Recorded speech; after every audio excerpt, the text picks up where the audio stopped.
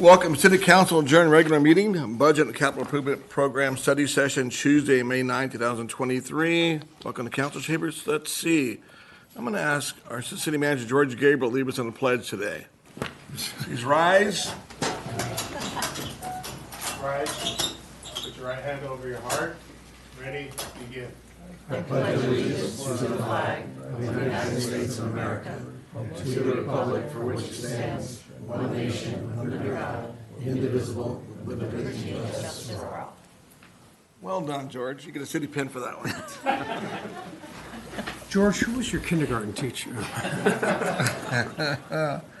All right, we call the meeting to order. Pledge of the flag. Roll call, please, Lisa. Councilmember Haworth? Here. Councilmember Lesser? Here. Councilmember Napolitano? Here. Mayor Pro Tem Franklin? Here. Mayor Montgomery? I am here as well. Let's go right to our, I don't think we have anything else here. Public comments, 3 minutes per person on an item not on the agenda. Want to welcome. This is the time to come down to our podium and things you want to talk about.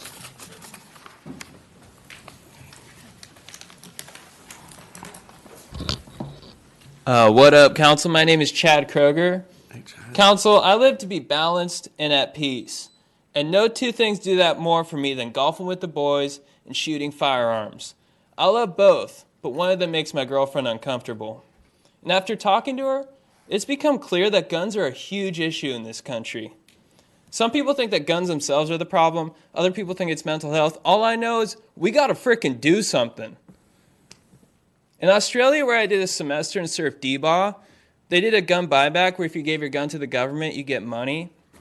Money's chill, but what if in America, if you turn your gun in, you get a free set of Callaway clubs and a tea time at the local country club with 3 cool bros? Yeah. I have mental health every time I drain a birdie in front of my dogs. It's epic. They're all cheering, then Cartgo comes around the corner looking all cute with ice cold beverages. Daddy's been known to have a few too many Michelob Ultras, low carb though. On top of that, if you get more than one gun back, you get some like cool wedges and hybrids. And if you turn in assault rifles, you get a tea time at Augusta. I would honestly give my rifle if you guys let me touch grass on Amen Corner at Augusta. That'd be sick. So, yeah, I'm not saying this would fix the issue because people could still do evil, but it might keep our shots on the fairway. All right, late. Thanks, Chad. Welcome back. Thank you. Yes, sir, JT Bake. Chad, will you come back and support me? Thanks, man. I need you. What up, Council? My name is JT Parr. I'm here to buttress Chad's point and make a macro point about America. People are dumb. But at least they used to be nice. Now everybody's dumb and mean. People are just yelling at each other and arguing. It's like America's one big episode of that show, Succession. It's okay to be dumb, but if you're dumb, you should at least be loving. That's how my parents raised me. And I was reading some poetry, and it really resonated this point for me. And so I'd like to rap it at you now. What's wrong with the world, mama? People living like they... Let me take it again. What's wrong with the world, mama? People living like they ain't got no mamas. I think the whole world's addicted to the drama. Only attracted to things that'll bring you trauma. Overseas, yeah, we trying to stop terrorism. But we still got terrorists living here. In the USA, the big CIA. The Bloods and the Crips and the KKK. Madness is what you demonstrate. And that's exactly how anger works and operates. Man, you gotta have love just to set it straight. Take control of your mind and meditate. Let your soul gravitate to the love, y'all. People killing, people dying, children hurt and you hear them crying. Can you practice what you preach, or would you turn the other cheek? Father, Father, Father, help us, send some guidance from above. 'Cause people got me questioning, where is the love? Where is the love? The love. Where is the love? The love. Where is the love? The love. The love.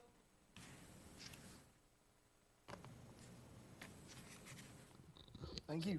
Well done, JT. Thank you for being here.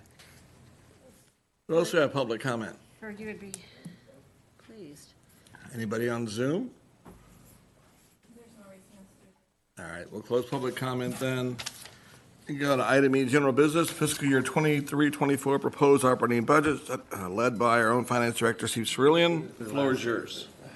Actually, I just want to introduce Steve and tell the council that this is budget study session number 1. Of course, you've got the introduction to the budget and CIP at the last meeting. We have 2 study sessions scheduled, one tonight and one 2 weeks from tonight, as well as next council meeting. There's an opportunity to discuss this further. And as Steve will tell you, we're shooting for the adoption at the June 6th meeting. So tonight is an opportunity for you to ask questions. There will be presentations, and it'll help inform the process going forward. So with that, I introduce Finance Director Steve Cerulean. Welcome back, Finance Director. Thank you, Bruce. I feel like I'm wearing 2 hats tonight, City Attorney and Finance Director, but Chair feels good. Wanted to, again, good evening, Honorable Mayor Montgomery, members of the City Council, Steve Cerulean, Finance Director. Before we begin, a quick update on FEMA reimbursements. I know a favorite topic, but during last Tuesday's proposed budget, I mentioned we had approximately $81,000 in the final obligation status, which is one of our 6 applications that we had submitted. 2 days after that presentation, on Thursday, we received a check for $81,000, our first from our first application. Congratulations. So The balance due is how much from FEMA? about $820. So we'll be continuing to work on that. So on the remaining 5 applications. It's a start. Thank wanted you. to give that quick update. Anytime you get money from FEMA, it's a good thing. So on to tonight's budget study session, which will be focused on the operating budget of the city's 9 departments in order.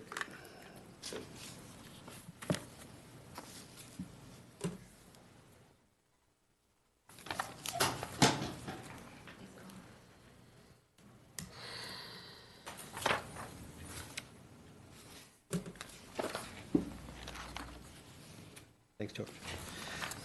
Tonight's budget study session, which will be focused on the operating budget of the city's 9 departments, in the order of the budget binder that you have in front of you.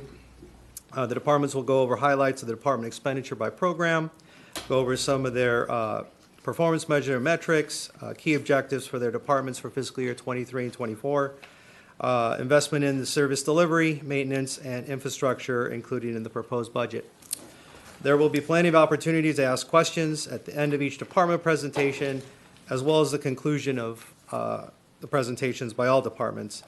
All the department heads and key staff members are present tonight in person or via Zoom. After the department head presentations, we'll move on to the CIP discussion, followed by the proposed revenue enhancement for parking citation increase. I will now turn it over to Management Services.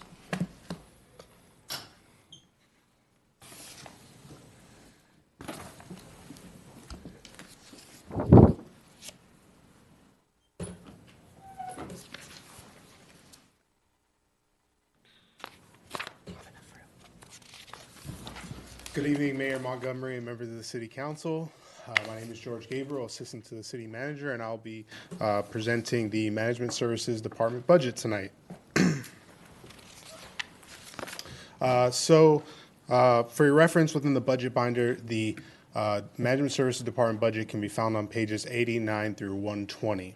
All right, and so as you're well aware, the Management Services Department consists of 5 divisions, consisting of the city clerk, city manager, civic engagement, city attorney, and elected officials. You may notice a slight change from prior years, which was a slight reorganization to account for the newly formed civic engagement division, and now the city council and the city treasurer divisions have been folded into one division to account for elected officials. So within the department budget, there's 16 positions allocated. That also includes all the elected official positions. And the total budget amount amounts to about $4.7 million. So regarding performance measures, which you can find on page 94 in your budget binder, there are 5 here, but I'll just go over 2 to highlight. And 2 of them I'd like to focus on is primarily dedicated to our communication efforts. You'll notice the third one, which is the percentage of growth for online newsletter. The city launched an online newsletter via email that gets sent out on a monthly basis, and that email subscription listserv has been growing over the course of a year to a tune that she estimated about 11%, which is fairly impressive given the first year, and so obviously we'll be continue to build upon that, and we also invested into a email communications delivery model that should provide enhancements to that communication, further growing that subscription listserv. Another one is the percentage of new followers on social media. So as council is well aware, we primarily use Facebook, Instagram, and Twitter. Those continue to see growth over the course of the years, especially as regards to followers. And thankfully, with the investment the city council took in the communications division, we're continuing to see dividends on that growth. And so depending on the platform, we're seeing growth from 5 to 15% on an annual basis. So our by the numbers section, which kind of is a highlight of a lot of hard data that showcases the 2022 calendar year. I'd like to highlight a couple of these numbers here. It's fairly intensive with the numbers, but a couple of them, we're proud of all of them, but a couple of them that we're particularly proud of is the public records requests completed. That amounted to 2,930. When you compare that to last year, that's actually about 500 more public records requests that the city provided, and that's organized by our city clerk's office, but obviously our police department is a big part of that as well. So kudos to both those divisions. Another one is the processing of agenda items to council. As the Management Services Department, we definitely take pride in trying to process those reports and organize them and make them presentable to the City Council. And so this past year, we had 480 items presented to the City Council. That's actually an increase of about 70 from the prior year, because we had 406 last year. And then another one is homeless assistance in Manhattan Beach. We actually assisted 90 unique homeless individuals in Manhattan Beach, which is an increase of 35. A lot of this can be attributed to the City Council's investment in a dedicated outreach navigator, which allows us to make contact even if they are passing through from Manhattan Beach or into Hermosa, Redondo, or El Segundo, whatever it may be. We're able to make contact with them and assist them where needed.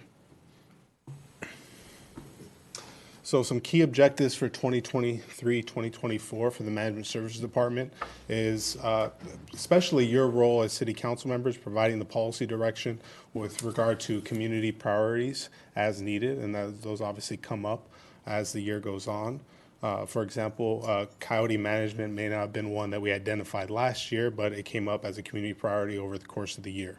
Public safety, obviously, this is the City Council's #1 priority. Infrastructure priorities as addressed in the capital improvement program, and other work plan items that we went over at the March 14, 2023 City Council study session. Additional direction that we're hoping to execute is homelessness. Our 5-year homeless plan is coming to a conclusion. That doesn't mean that we're not going to continue to address homelessness. That just means the planning element of it. And we've certainly gotten to a place where we can continue to execute that, and that's going to be an ongoing responsibility for staff. The Bruce's Beach Public Art Project, I believe we're in the place where we have solicited bids, and I'm sure you'll hear more about that from the Parks and Recreation Director. Finding equitable solutions that balance the business use of public right-of-way. This is a community development item, but obviously the City Council plays a heavy role in administering or directing the policy on it. The improvement of the city website usability and design. City Council subcommittee has been established on this, and they're giving directions to our Civic Engagement Division. And then lastly, enhancing the transparency of coastal regulations and streamlining the public records request software system. And so that's hoping to get our local coastal program, working with community development, on the city's website, as well as streamlining our public records system to make it more friendly so that requests can be also, while they're searching upon them, they can be directed to certain places on the city's website. So with that concludes the Management Services Department presentation. I'm available for questions, if any. Thank you. Stand by. Council, any questions? Councilor Howard, thank you. Push the button. Thank you. George, in terms of community engagement, which, you know, the office is putting a lot of effort into, which is great. What, do you have a sense of, like, goals? I know you want to grow, like, right now we have like 1,100 or 1,121 subscribers to an online newsletter. Like, is that where we want to, have we targeted, we really want to reach people by the newsletter, or we really want to reach people by social media? Like, do we, you know, and do we need anything else to get there? Yeah.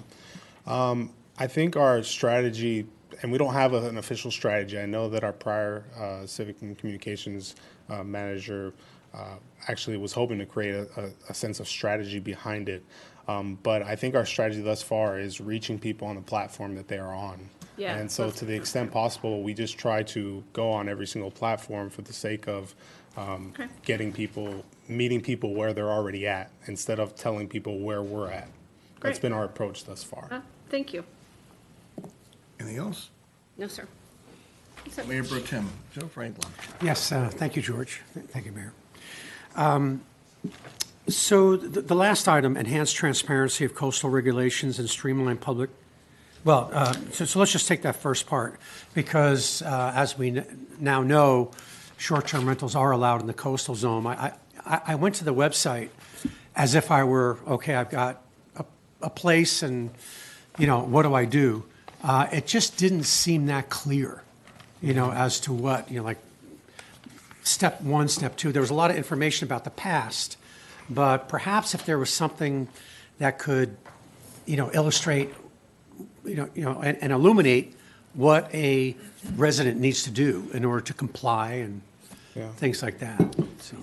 I'll have to pass this one off to the community development director, as she's responsible for those web pages, I believe. But I might also add, before Talene speaks, that, as you know, we're in the middle of a website redesign project. And so any feedback you have for something in particular like that, we're happy to take that and build it into our redesign that's underway right now. Okay.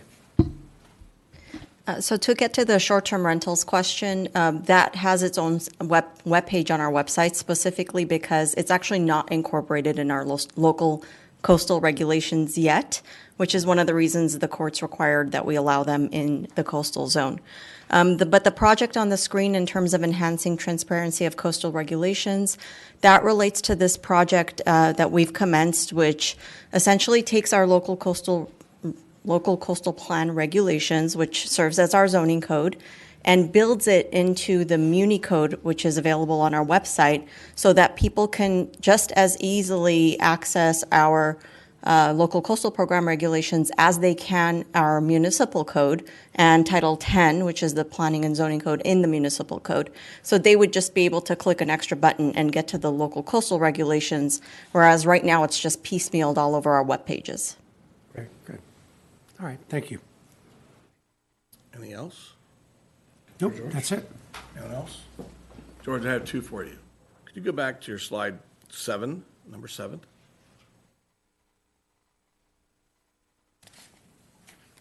Yes. On the right-hand side, program expenditures. Yes. As much as we love our city manager, the $1.3 million budget you see there, so you didn't break it down. You did break down full-time positions for council, but there's no footnote for what the $1.3 million entails. So suggestion either. Isn't it? What's that? His salary? As much as we love our city manager, do you want to tell everybody here what that breakdown actually is of $1.3 million, position-wise? Well, Number of positions? Number of positions, that is 3.5. Yeah, 3.5 positions. There's one. For your next one, I want to revise that one, someone could ask the same question. I didn't understand what they meant until I see it now. And then, did we hear back on homelessness? I know you said you had sent in, or we sent a request in, Supervisor Mitchell, on homeless funding. Have we heard back from them yet about our request for additional funds? So, so our point of contact on this is the South Bay Cities Council of Governments, and I actually had a meeting today about the funding, and we have another meeting scheduled for tomorrow on this. It's an ongoing thing, but I'm optimistic. I don't want to give anything away, but we do have a quarterly update on homelessness scheduled for sometime in June.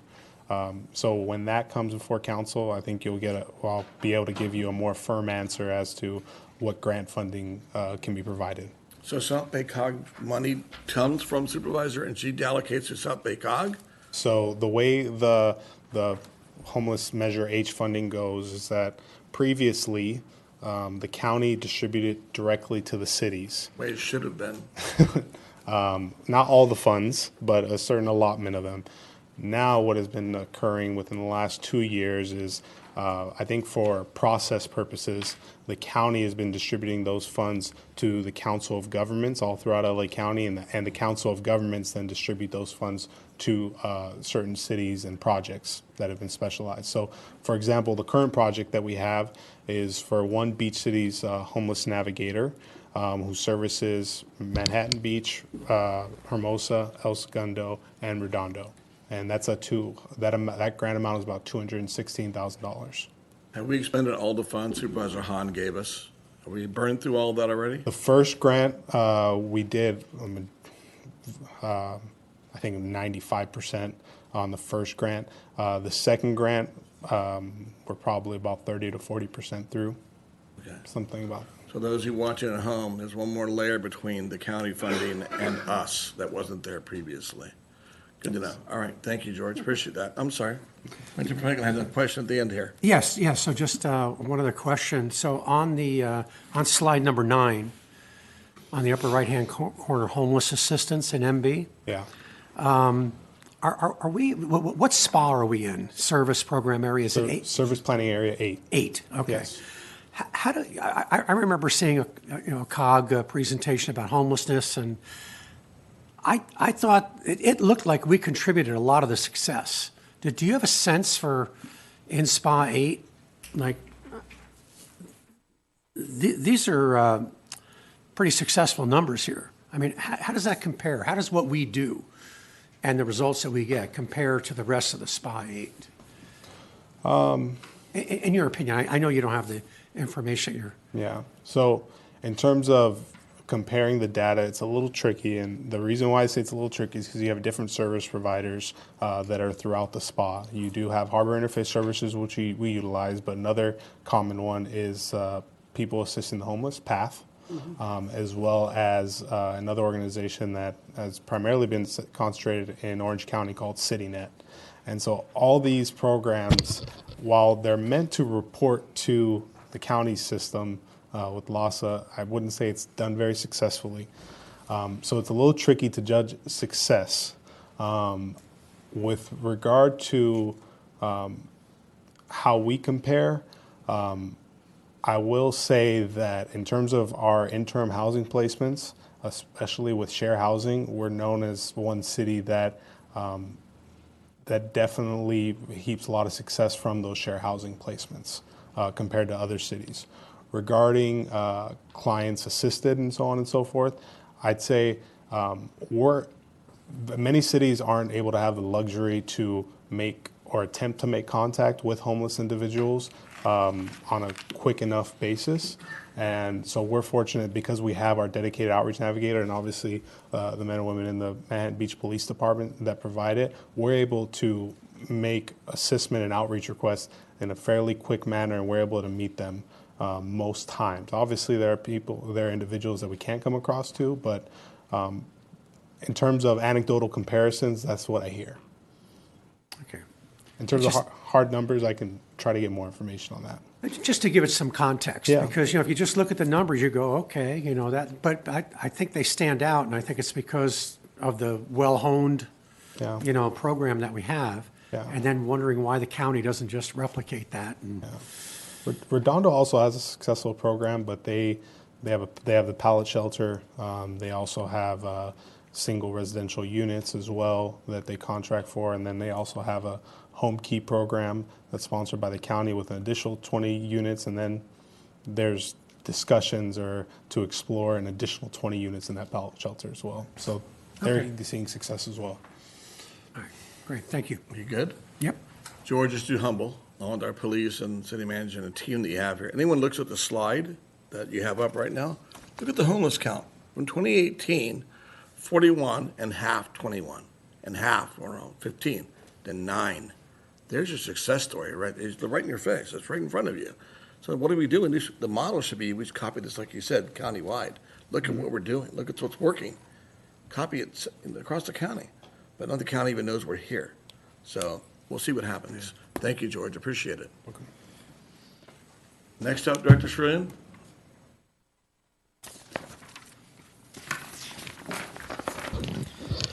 Thank you. Good evening again. Steve Shirley, Finance Director. So again, if you want to follow me in the budget binder, my budget starts on 121. Going over to the graph on the left, which has the 4 finance division expenditures by program. We have our administration, which is our largest, prepares the annual budget, financial reports, and maintains the city's financial policies. Then we have revenue services, which is where we do utility billing, licensing, accounts receivable, and the frontline customer service that we provide to all residents and businesses. And accounting, here we do the annual comprehensive financial report, as well as annual state reporting, payroll, and accounts payable. And purchasing, which is all the city procurement, requests for proposals, warehouse, and inventory.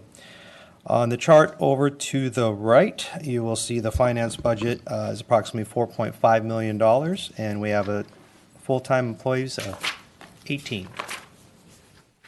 Thank you. These are a summary of our performance measures. Details can be found on page 124 of your binder. A few highlights tonight. One is to attain an unmodified audit opinion from our auditors, which is the best possible opinion, meaning the auditors believe the city's financial statements are fairly presented in all material aspects. Also attaining the GFOA and CSMFO Annual Budget Award, as well as the CSMFO Certificate of Achievement for Excellence in Financial Reporting.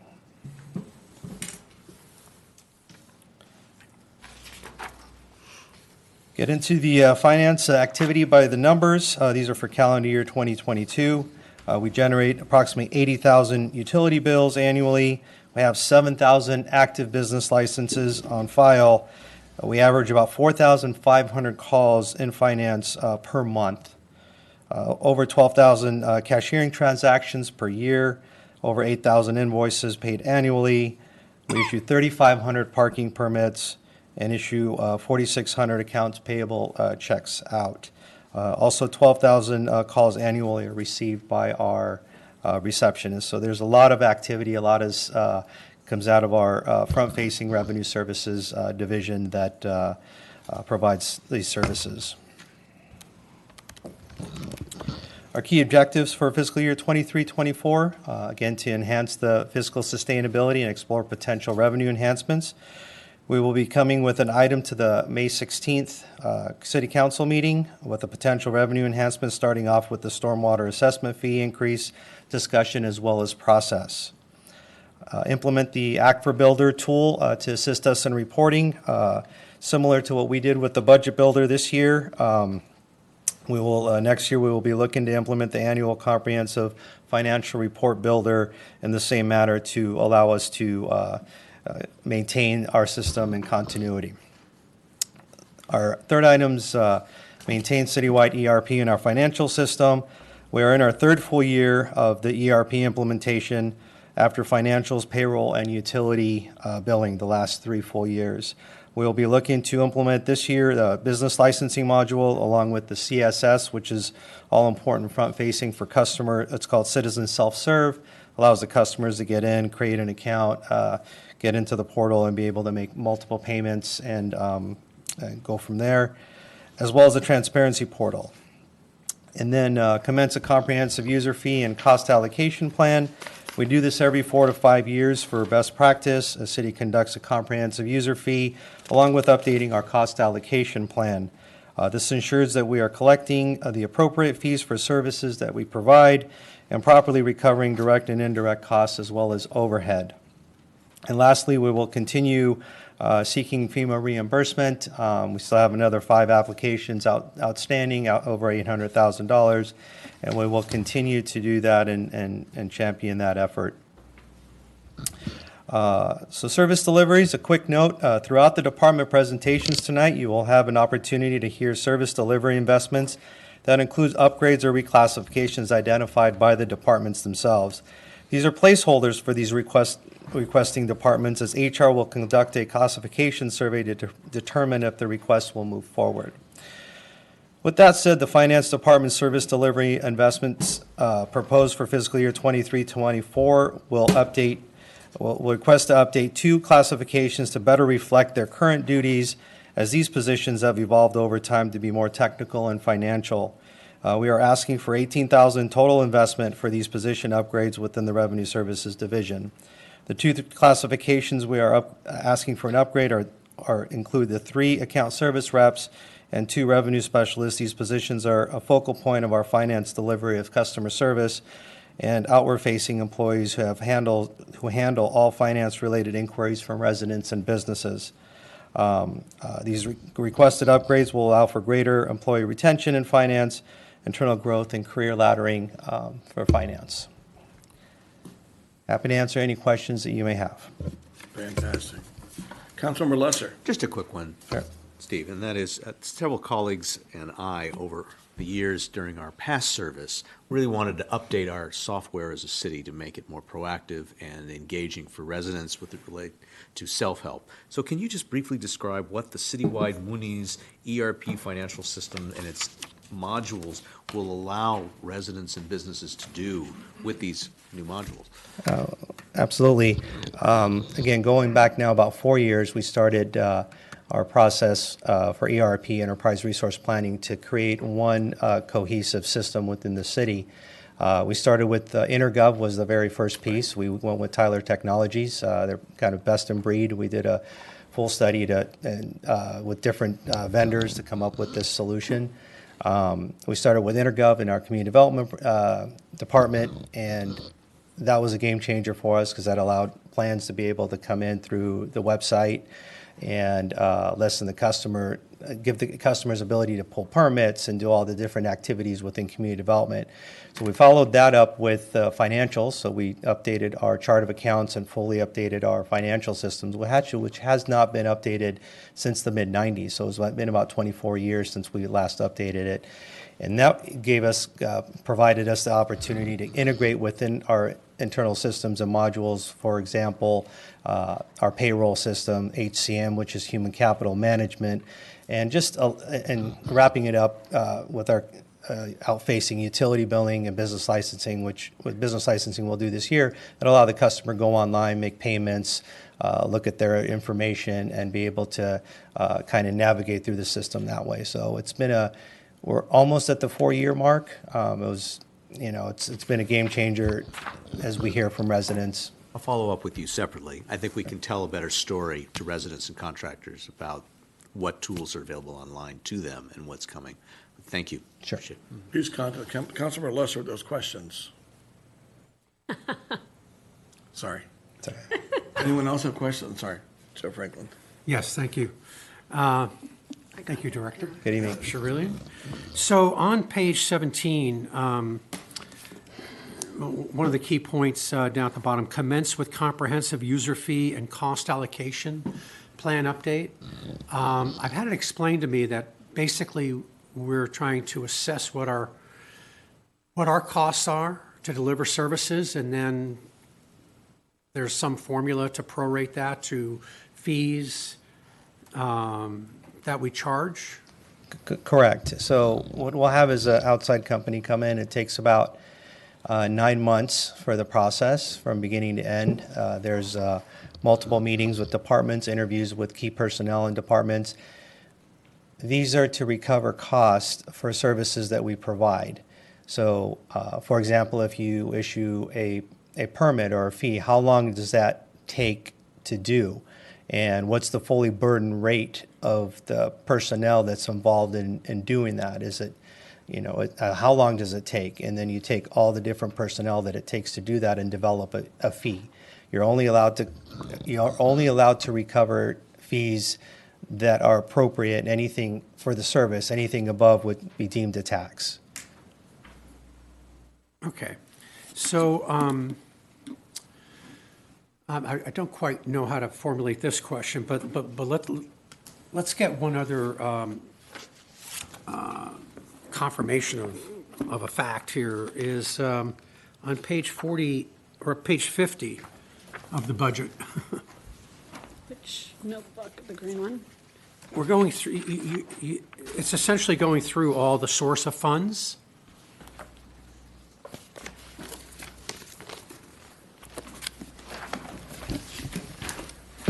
And on page 50 is the summary. Okay? Okay, so in the very bottom, the last two boxes on the right, it shows that the change from the fiscal year 2023 adopted is 34,792,681, which represents a 24% increase Yes. in our revenue from all sources. Yes. So I'm wondering, so we're going through and trying to calculate overhead to deliver a service, but is there any consideration the fact that our revenue has gone up and therefore we may not need to raise those fees and the like, say, for example, for a business tax and things like that, because they're adjusted using that formula from that, from the comprehensive user fee survey, right? Yeah, it's a little bit different, Mayor Pro Tem. The dollars that you're seeing, the $34 million variance, a large chunk of that, again, looking at the previous pages, I'm just trying to scan through to see what the big ticket items are. You know, Measure W, we have a grant, you know, that's for our stormwater. It's a project that we got a grant for. So that's 25 million of that. So it's not just general revenue or fees that are going up that make that $34 million. The user fee study is more looking at permits and fees that we could recover our costs and see if they're appropriately set. So they'll, you know, interview the departments and see how much time it takes for each line item of that fee and creates the appropriate fee. So just looking at the source of funds, you know, yes, there is some fee increases in there, but that's kind of de minimis to the $34 million. Sure. Okay, so going in and looking at, say, the cost to deliver a particular permit, you know, business permit, and the steps that it take, what has been the justification for increasing those fees in the past? Has it just simply been a, you know, cost of living increase or the Well, adjusted? if I can intervene, so we charge fees for discretionary services. A building permit is discretionary. So you want to recover your costs so that the entire community is not paying through their tax dollars for the privilege of somebody building a new house in Manhattan Beach, for instance. So by law, we can recover the costs associated with staff working on that project so that it's not a general tax burden. The general tax money is used for police, fire, paramedic, building and safety, and those types of things. So it's really, it's our ability to recover costs so that tax dollars are more efficiently spent on community-wide purposes. Okay, so have the findings from this program, have they been implemented yet, or are they still in process of being determined? The user fee? The cost allocation plan. Yeah, that's a objective for next year. We will probably kick that off in the spring of 2024, and it'll be completed in 2024 sometime. So this is, Yeah, we do that every, as Steve said, every 3 to 4 years. We update the study because costs do go up. Right. So you want to keep pace with that so that you're recovering costs. So what he's suggesting is we have a new study done. Last one was done in what year? 2020. So Perfect. you know, it's time to update it. Right, Yep, that's smart. okay. Thank you. You good? Yep. Anybody else have questions for finance? Seeing none, thank you, Director Schillian. Thank you. He spoke a lot more slowly this time than Yes, he he did did. a He did. week ago. Thank you, appreciate Yeah. that. Let it sink in. Yeah. Martha, Lisa, if you guys have any Zoom that pops in, let me know, please. If someone pops in on Zoom, let me know. I wonder what you were saying, she would not get it. Stephanie, welcome. Good evening, Mayor, Council. I'm here to present Human Resources. If you'd like to follow along, it's on page 147 through 162. Do you want to tell everybody who you are? Oh, sorry. I'm Stephanie Swafford. I'm the Acting Human Resources Director. There you go. For those at home, Too many screens in front of me. Okay. So I represent Human Resources. We're made up of risk management and administration. As you can see from the chart, risk management does take up most of our budget. That's with all of our insurances, workers' compensation, liability, property, those types of things.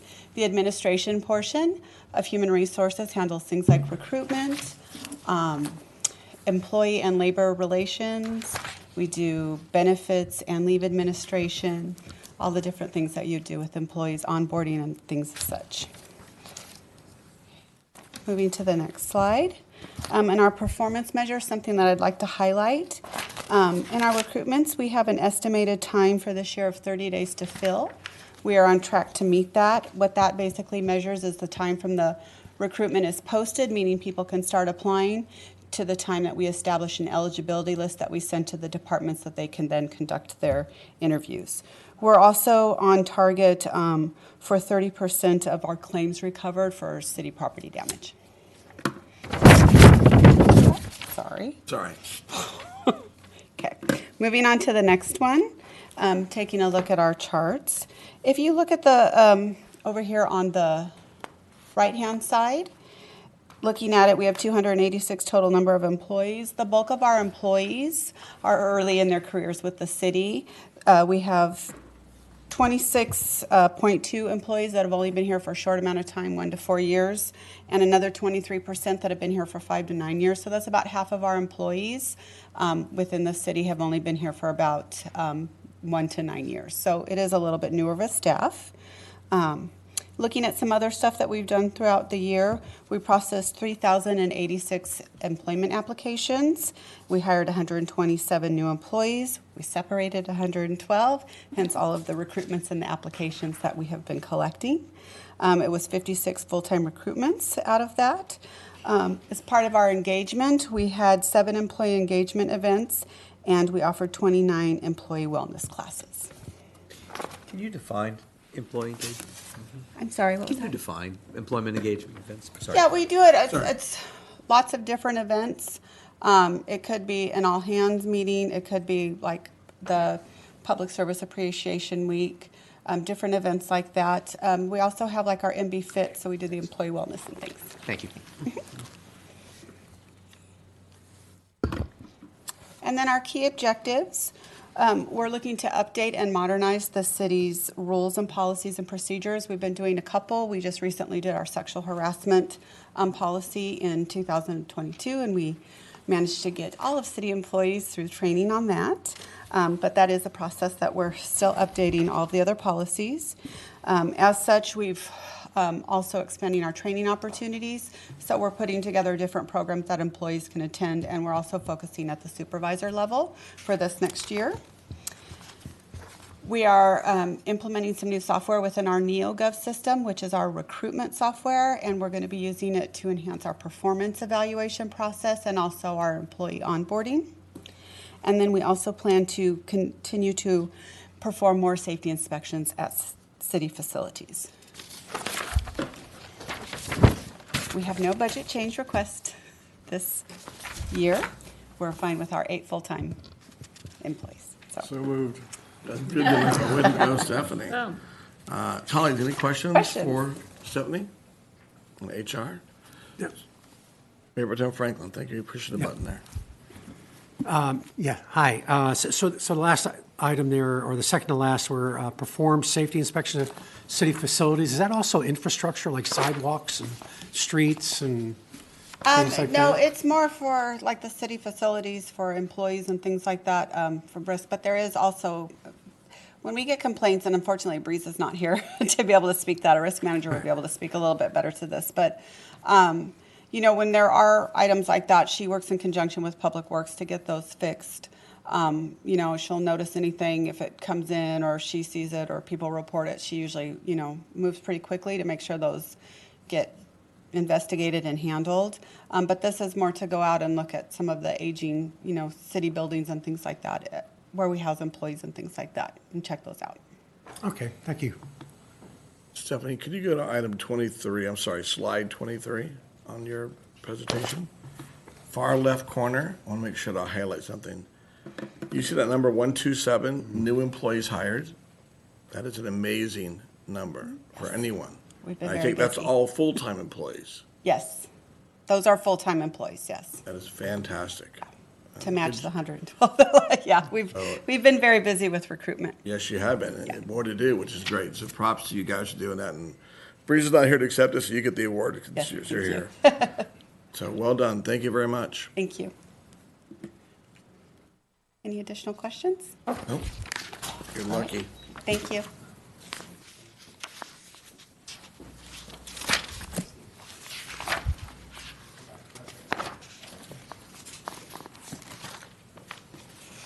Good evening, Honorable Mayor, members of City Council, Mark Lehman, your Parks and Recreation Director. There you go.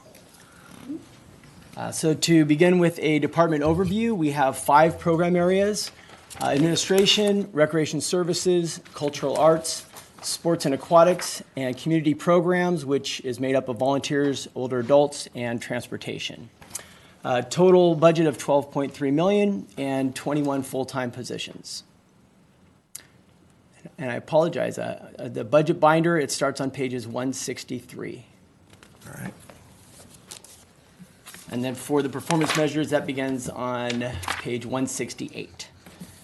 So to highlight a few performance measures, first covering the revenue over expenditures, our goal is set at 35%, and we are projecting 48% for next fiscal year. We're projecting $3.7 million in revenue by the end of this fiscal year, and $4.1 million in revenue for next fiscal year. So we're definitely trending in a positive direction. Also, pulling out the public art projects. I know this has been a council priority, and so we're excited to move those projects forward. Completing 7 projects, just a few. Again, the Bow Bridges mural, NBEF, the donor wall, works of art, and then so finishing up with 7 projects this year, and next fiscal year we're looking at 20. Again, with City Council approving the Cultural Arts Commission work plan, utility boxes, murals, sculpture garden, and the RFPs for the utility boxes closes this month. So hoping to see public art in the next few months coming out.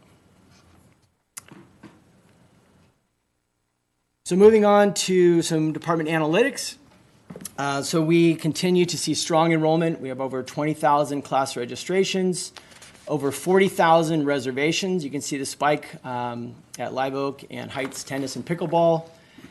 The volunteer hours, again, we just had our volunteer recognition, but hundreds of active volunteers, over 10,000 hours, and again, strong youth sports group participants, over 9,000 participants. And last, social media. We continue to have a strong social media presence, over 20,000 followers over all the platforms. So moving on to key objectives. First, continue to collaborate with the school district on the joint use agreement, of course, with City Council direction. We are looking forward to bringing back some options for City Council consideration for the pay and play at Marine Avenue Park, whether to renovate or replace that. The commission is still working on those options. Completing the Bag Pool feasibility study. We are currently interviewing the top proposals, so we hope to bring this back to you in the upcoming months. Complete Pollywog Park playground renovations. It's exciting to see it finally coming together. Public Works is doing a phenomenal job in pushing with the good weather to get this done. And then, again, executing Cultural Arts Commission work plan projects, and then just expanding arts programming. We're expanding to provide more art camps this summer, as well as expanding the Glaze Lab. We continue to see more enrollment there. And then meeting the needs of the older adults. Fortunately, this continues to grow. We see this program continue to grow. The discussion groups, which were small, they are averaging 25 to 30 individuals per discussion group, which is phenomenal. Again, the collaborations with the school district, Coffee, Tech, and You is back up. The Be Our Guest program in collaboration with the school districts. One of my favorites, Acting Out Again, of course, that continues with some new leadership. The lunch program, we're looking to expand the lunch program. It was once a month, now it's twice a month, and we're looking to potentially do that weekly. And then the health fair, I'd like to invite everyone out. Friday, May 19th, we will be having the older adult health fair. And then the last item is developing a strategic plan to outline our priorities. So moving on, so department changes, we have no change to full-time positions. You can see changing the recreation coordinator to a marketing specialist. It's really just using the proper job description for this position, which will be assisting the department communications and engagement. And as I mentioned, the department strategic plan outlining our priorities is a request. So with that, that concludes my presentation. I'm available for any questions. Thank you. Councilmember Lesser. Mark, through you and also through the city manager, I'm the liaison to the Senior Advisory Committee, and they have requested a small increase in funds to advertise some of these many programs you just mentioned in the coming year. What would be an appropriate process? What was discussed in the meeting today was, in fact, they would come up with a very specific proposal for staff. What would be an appropriate way to proceed? We can certainly put a placeholder in with an appropriate amount of money and determine how we want to execute and allocate that. Obviously, subject to my colleagues' approval. Correct, but we're happy to take that direction. Okay. At what point would you want that direction? Whenever the council would like to give it to us, we will include it in the At the conclusion of tonight or during That's fine. this If you want to discussion? give direction right this minute, we can add it and make a note of it and include it. Just go for it. I think the proposal would be to give that direction less than no more than $10,000 at most, but it obviously would need to be delineated as what the request would be. That's your understanding as well, correct?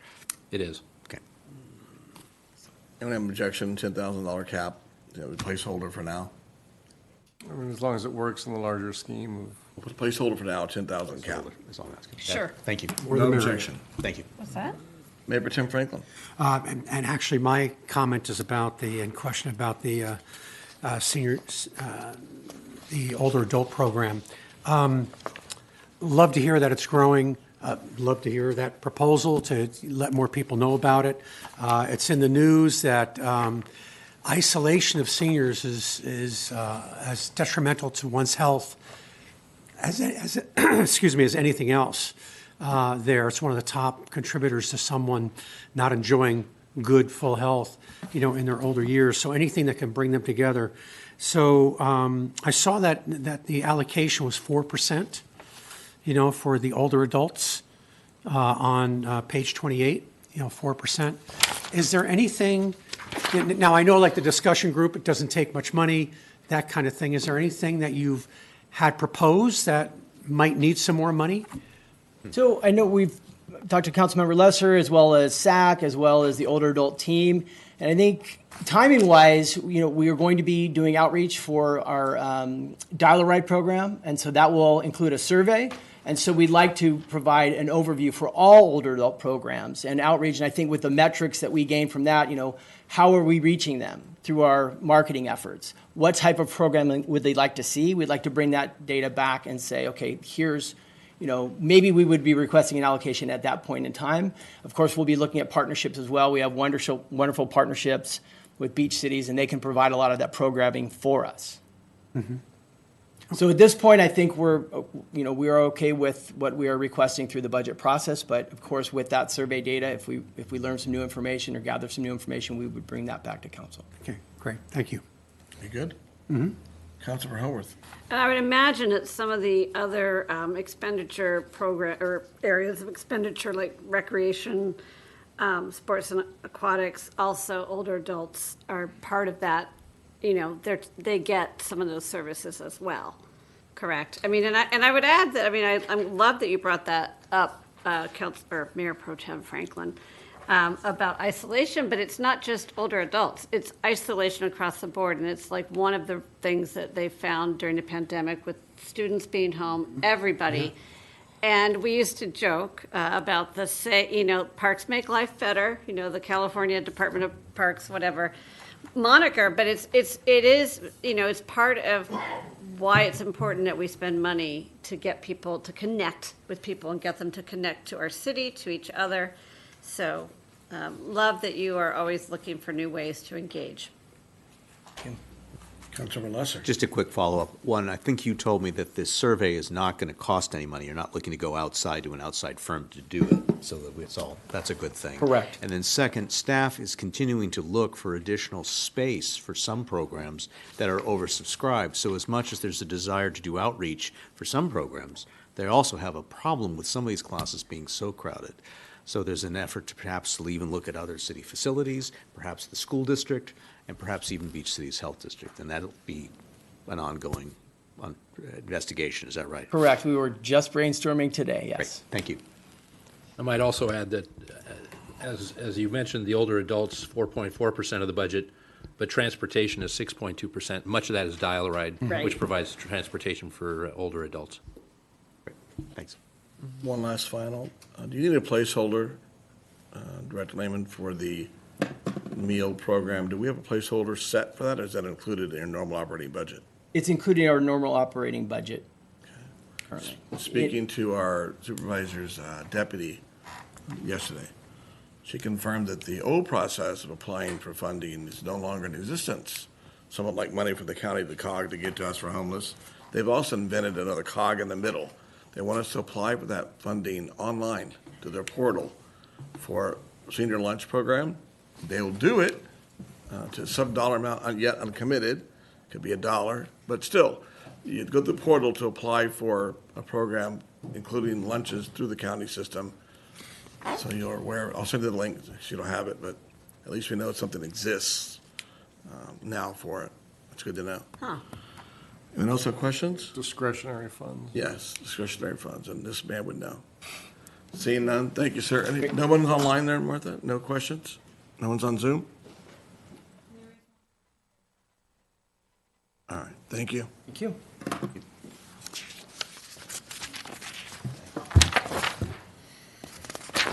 Well, good evening, Mayor Montgomery, members of the City Chief. Council. Rachel Johnson, your police chief, and I'm just delighted to be before you today to talk about the police department's portion of the fiscal year 24 proposed budget.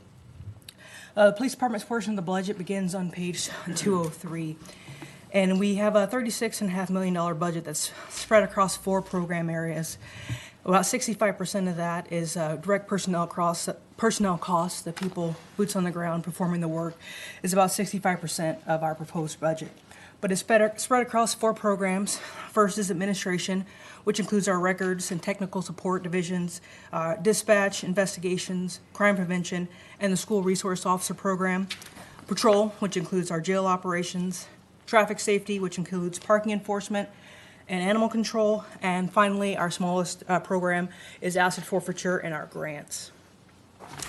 Now, you can find our performance measures on page 208 of your budget binder, and I'm just going to talk about a few of them together. We are very hyper-focused in the police department on the reduction of crime, and while we enjoy a very low violent crime rate here, we have about 88% of our crimes are property crimes. Those crimes still have an impact on how our residents feel about the safety of our community. So our performance measures for this year and our goals for this year are not only just the reduction in property and violent crimes, but also an increase in the percentage of residents who feel safe in our community. And some of that's going to be through the reduction of crime, but some of that is also through increased community engagement and increased visibility for bicycle patrol and things like that. Now, when you look at this slide by the numbers, you know, there's certain things about police work you really can't quantify. You can't quantify what a pass down a street does to deter crimes and things like that. But there are a lot of things on this slide that we're very proud of at the police department. And I want to talk about 2 numbers in conjunction with each other, and that's the 16,885 calls for service and the 19,955 self-initiated service activities. Together, you're talking about over 36,000 calls that are processed by RCC every year for us through our regional dispatch center. But when you look at it, the calls that we receive from our citizens are outnumbered by the calls that our personnel initiate for themselves. So not only do we respond to calls for service as we should and as is our core mission, but when our officers don't have calls for service, they're out there making traffic stops in response to identified areas of traffic concerns. They are patrolling areas where we have seen a spike in calls for service. Our parking folks are enforcing chronic parking problems. Our animal control officers are investing in proactive time with dogs off leash and other things related to coyotes and other aspects of what we do. So our officers and our professional staff don't just wait for the radio to tell them where to go. They spend a lot of time in proactive, self-initiated activity, and I'm just very proud of those numbers. Another number that I'd like to highlight here from this slide is our number of volunteer hours. We couldn't get to 2,500 hours for some reason. Somebody left a little bit early. One more hour, Chief. So Eating close. cupcakes. One more cupcake coffee. Yeah, one more. Don't mention the cupcakes. They were delicious, Councilman Hurley. They were just delightful. But I'm very proud of this number, the 2,499 volunteer hours given by our police volunteers. They are so woven into the fabric of what we do at the police department. And as they're members of our community who give freely of their time to make sure that a lot of our programs, especially our community programs, are successful. And so I'm so grateful for their support and just very proud of that number. And the last number I'd like to highlight on this slide are the number of public records requests that we receive. George talked about the number of public records requests they receive out of management services, and it's slightly higher than this. But this is, as the legislative mandates have changed, we have seen the attendant rise in public records requests, and our folks, a small but mighty staff of folks, are working with the city clerk's office to ensure that all those requests are filled on an ongoing basis. And I'm just very proud of the work they do, because it's very hard work to not only receive those requests, but also discern what can and cannot be released. Talk just about a few of our key objectives in the next fiscal year. The first one is always going to be the first bullet point. We want to ensure that we are there when you call us. We want to continue to respond quickly to calls for service, especially those priority calls involving a danger to life or anything like that. But we also, in addition to just being there when you call 911 and you're really in distress, we want to use our technology and our talent to drive crime down. And so some of that technology, we've recently launched our drone program, and we're quite proud of that, and we're going to continue to expand that over fiscal year 24 and get more pilots through drone school so that we have more availability and more ability to fly. But also, it's things like our live view trailer, which many of you have seen around town. The trailer that has a bunch of cameras and blinks, and it's high visibility for us to be able to see what's going on, and also to deter crime in different parts of town. And we constantly work with our traffic division to move that trailer in response to community concerns about crime. And the last key objective I really want to talk about is continuing to engage with our community. And we just events today like Cupcake with a Cop, which was delicious. If you missed it, please call me. I'm happy to go have another cupcake with you. Really bitter. But also with our Neighborhood Watch program, we are always looking to grow and support our Neighborhood Watch program. It's neighbors helping neighbors, and it's really the cornerstone of what we do. The police department can't be everywhere at once, and we rely on our citizens to tell us when things look out of place and alert us when things might be suspicious. And really the heart of that is our Neighborhood Watch program. So we want to continue to focus on maintaining and growing that program as well. So some investments that we are including in our proposed budget are 2 new patrol vehicles, and this is in response to the City Council graciously giving us 7 new sworn positions. This will support our crime impact group as well as our bike team.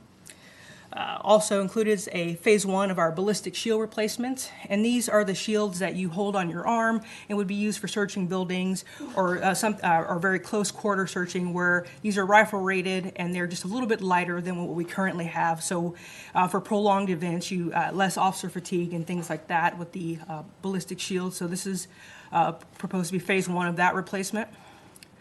You also see on your budget request for outdoor gym roll-up doors. We have an outdoor gym that has 2 walls and 2 walls that are open. So much of our equipment, and this was a gym that we built during the pandemic when we weren't able to use our indoor gym. Our equipment is very much subject to the elements right now, so we're requesting the addition of some roll-up doors to prolong the life of that equipment and to keep it clean. You will also see the replacement, phase 1 of the replacement of duty handguns. Handguns, like everything else, technology evolves, and so we want to begin to replace some of our older handguns with newer handguns that have increased functionality over what we have now. And then finally, From the general fund investments that are requested, we are looking to support permanent cover for our parking and animal control. They have a lot of equipment, and we have it stored under, think of glorified easy-ups, and those things are very much subject to wear and tear from the elements, so a more permanent cover to better protect their equipment. Moving on to our request from our grants fund is we want to continue the use of the live view surveillance trailer we were just discussing.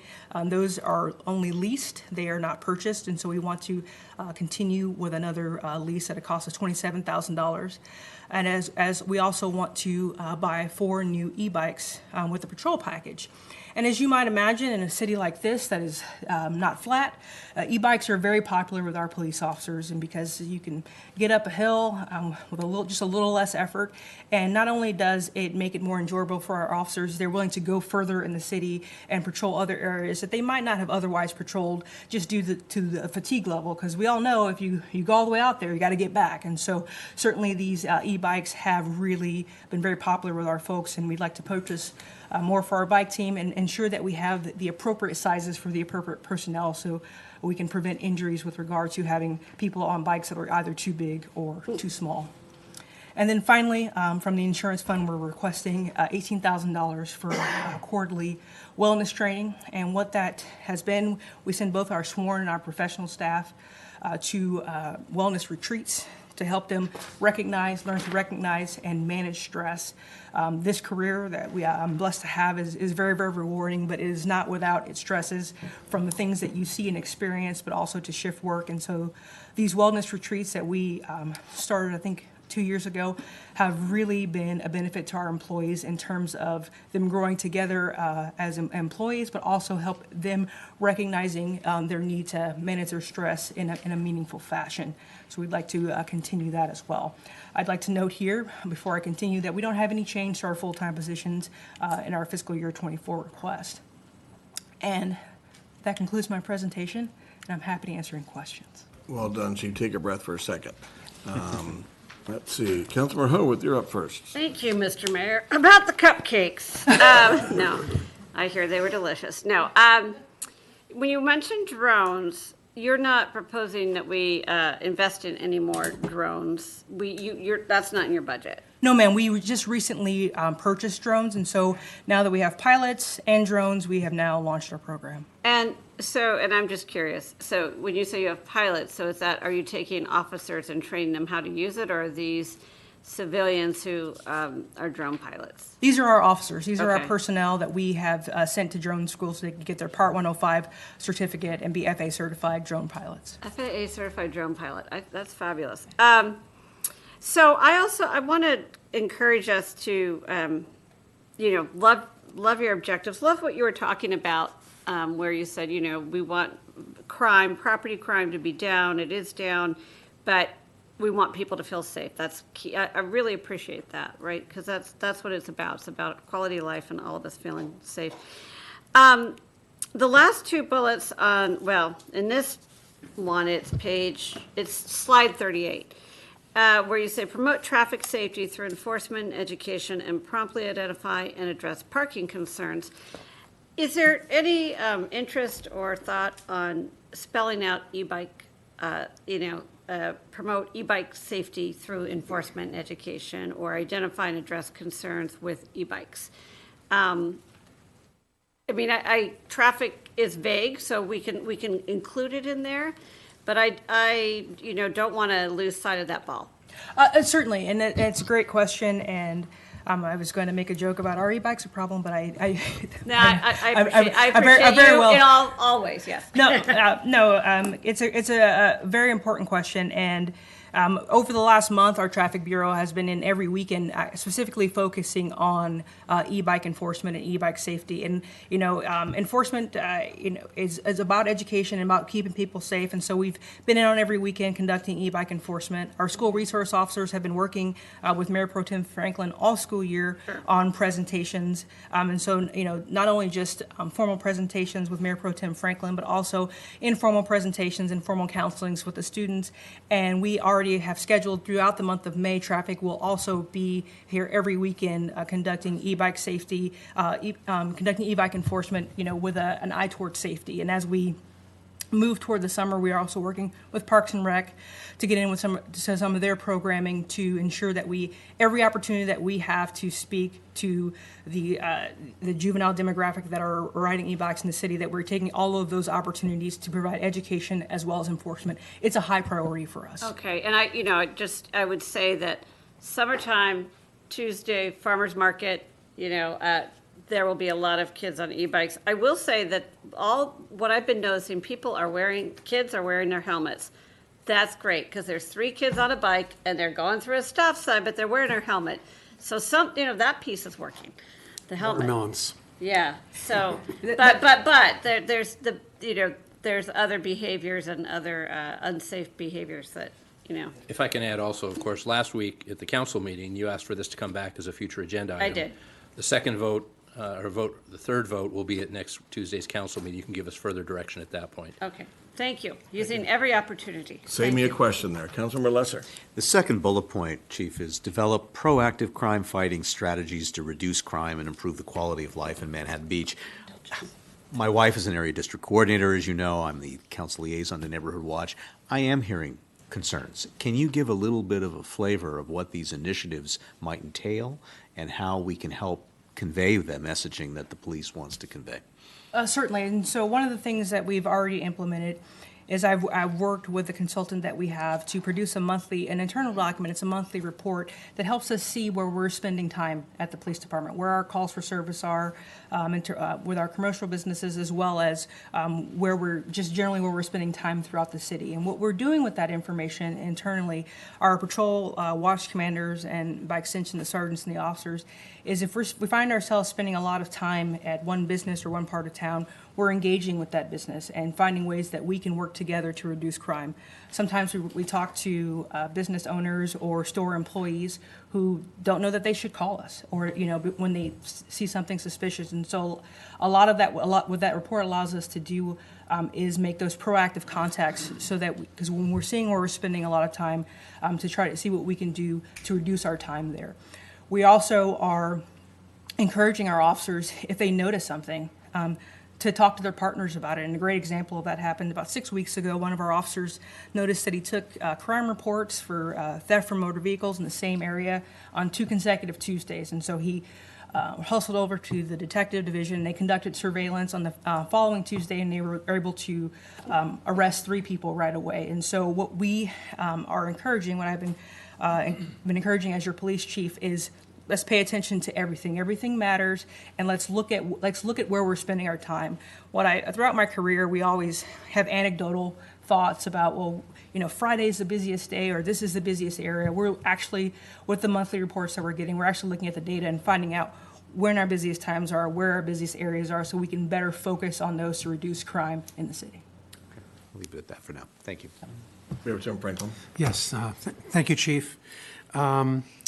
So as I was listening to these requests, and they're modest numbers, I couldn't help but thinking if there might be an opportunity to have the neighborhood, the residents engaged in some sort of fundraising for some equipment or programs that you might need.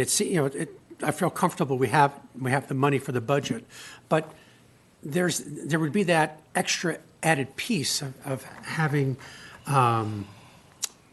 residents, community organizations, like the $27,000 for the surveillance trailer. I mean, those things are terrific.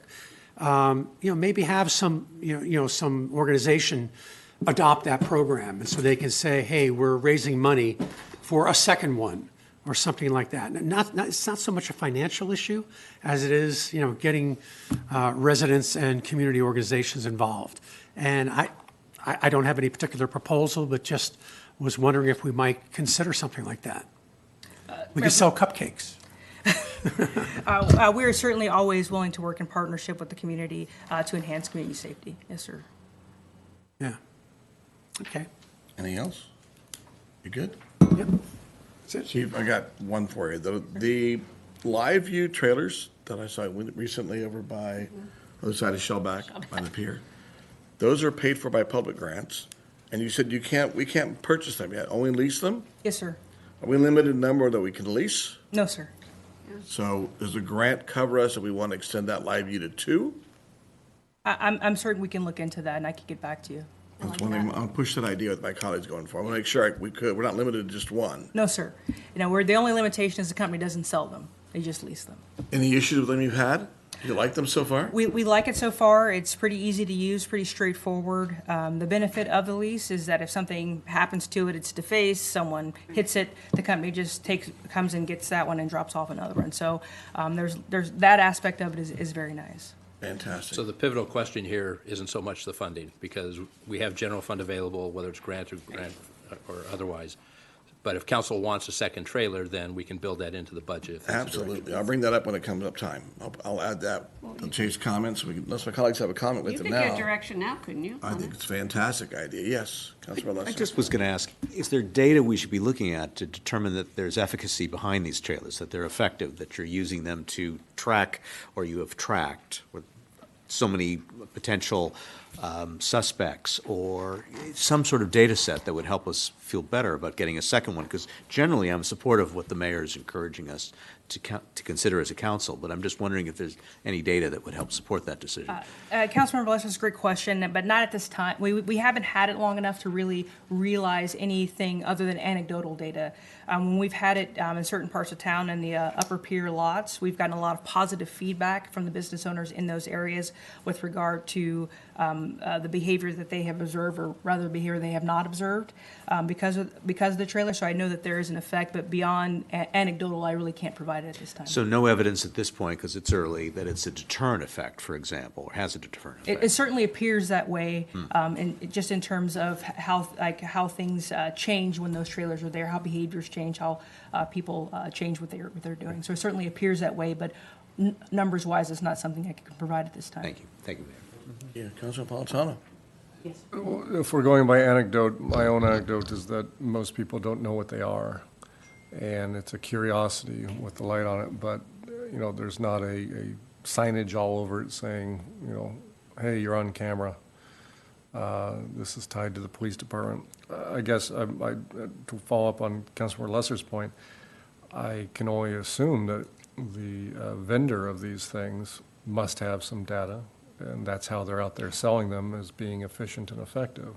So maybe if we can get some of that to prove the case, and see what it's done in other communities, and also where other communities deploy it and everything else, does take up a lot of room.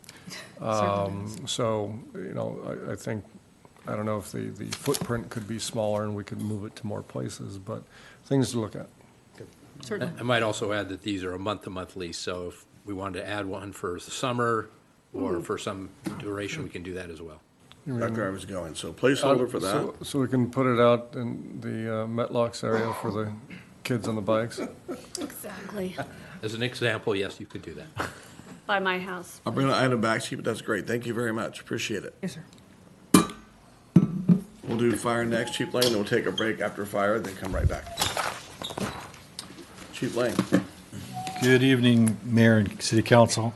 Mike Lang, your Fire Chief. I get the honor and privilege of representing the men and women of the Fire Department and presenting the budget tonight. So if you want to turn to page 233, that's where our budget starts. So the Fire Department's budget is divided into 5 divisions. We have fire operations, administration, EMS, community risk reduction, formerly known as fire prevention, and support services. We have 37 full-time employees, and we have a just shy of $17.4 million budget that encompasses all those divisions. Excuse me. Our performance measures we ran, we have 4 that are noted, pretty common response time and so on, but the one I'd like to really highlight tonight is our annual inspections. If you look at our prior numbers, are really low. And then this year in 22-23, and that's a direct reflection of the decision you made as a council to reorganize our Fire Prevention Bureau and civilianize it.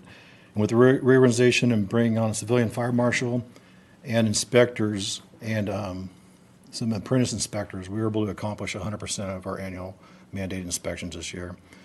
And by July 1st, we'll also have 100% of our, excuse me, got a bug in my throat, 100% of our business inspections as well.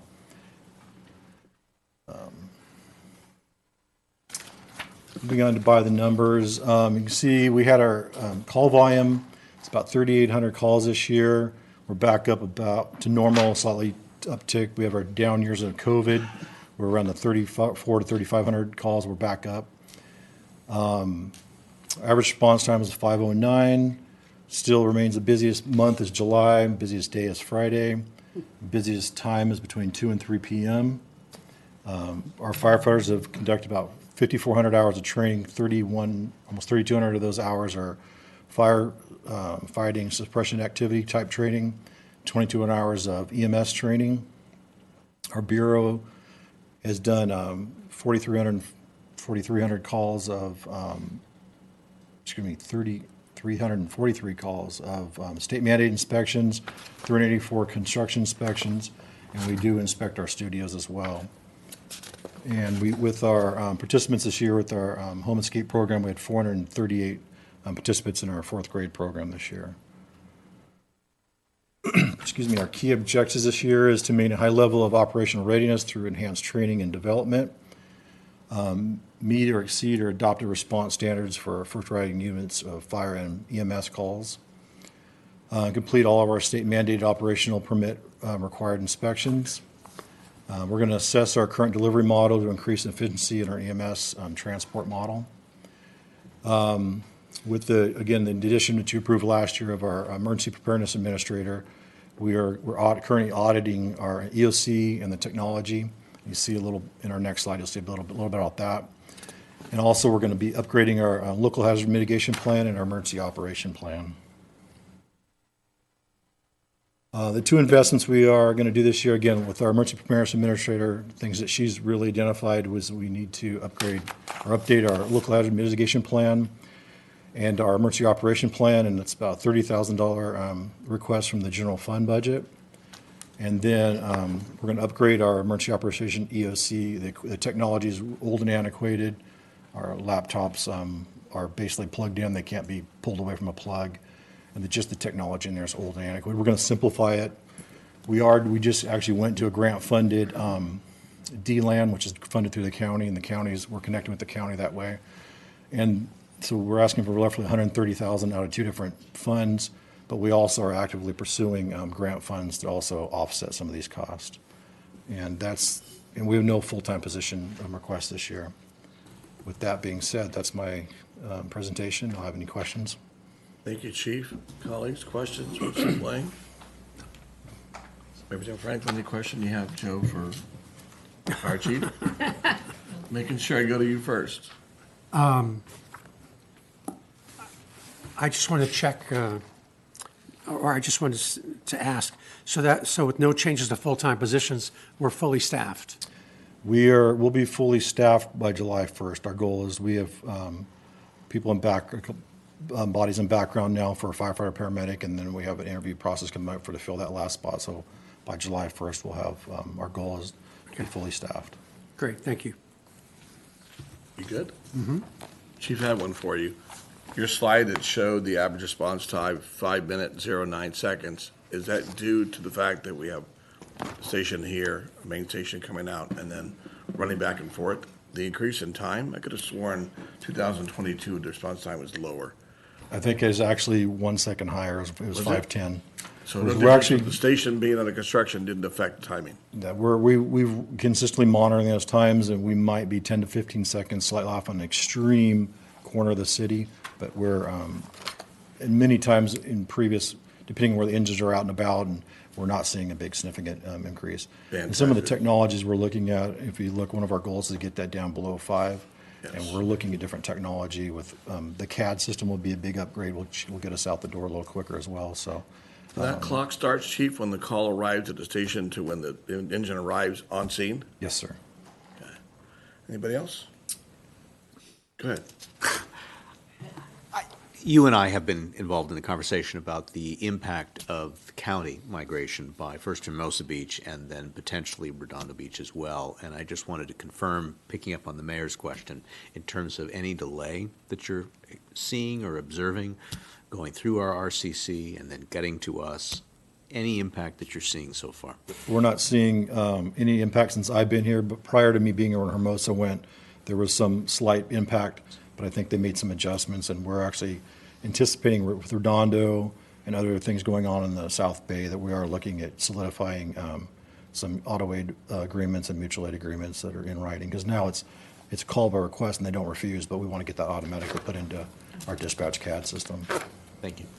Thank you, Ms. Mayor. Anyone else? No? Thank you, Chief. Appreciate it. Well done. Everybody here watching, and we're taking a little, what, how much time? You need 7 minutes? 7-minute break. We'll come right back. Thank you very much. I'm all good. All right.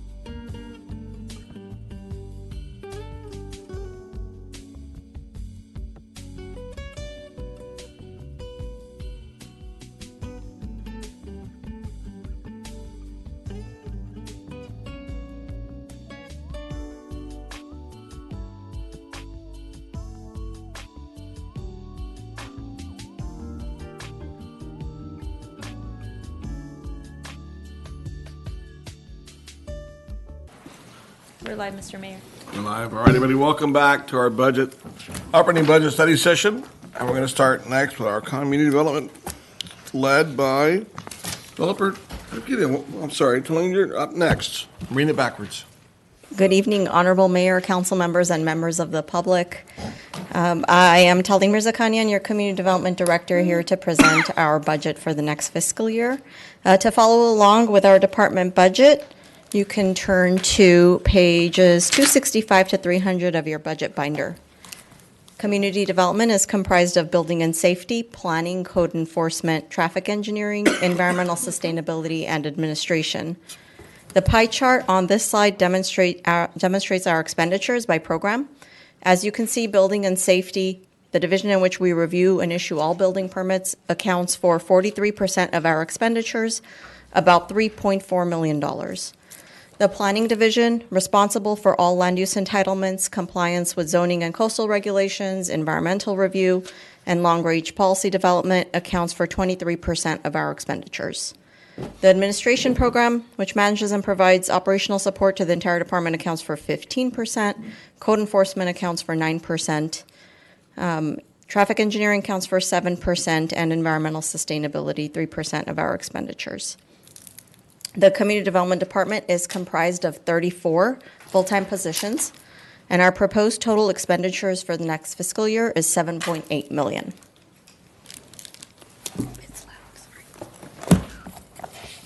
Our performance measures are outlined on page 270 of your budget binder if you would like to follow. I'll highlight a couple of these for you tonight. We achieved 99% success in completing building inspections by next business day. We also reviewed 100% of code enforcement service requests within 2 days, both of which surpassed our goals for building for our targets. You'll notice, and in the spirit of transparency, I wanted to call out our 56% success in achieving goals for building and planning services turnaround during this fiscal year. It is important for me to note that in our department of 34 employees, 12 of those positions are technical reviewers whose performance specifically affects this performance measure. Out of these 12 reviewer positions, we had 7 vacancies throughout this fiscal year, starting early on in the fiscal year, particularly in the first half of that fiscal year. Additionally, we had 2 out of our 12 employees out on medical leave. These staffing issues, as you can imagine, significantly impacted our review turnaround times. And just as a reminder, in addition to the technical reviews performed by these staff members, they are also fielding all the inquiries at the counter via phone and email. They're processing long-range projects, including building code updates, housing element updates and implementation, and major development projects such as High Rose, which took up a lot of time. We did bring on some contract staff where we were able to in order to help the situation. But there is a big learning curve associated with the work of our reviewers, and it wasn't nearly enough to keep our service delivery levels above average. We are now successfully filling our vacant positions and, of course, expect improvement in this arena. We have about 5 positions left to fill.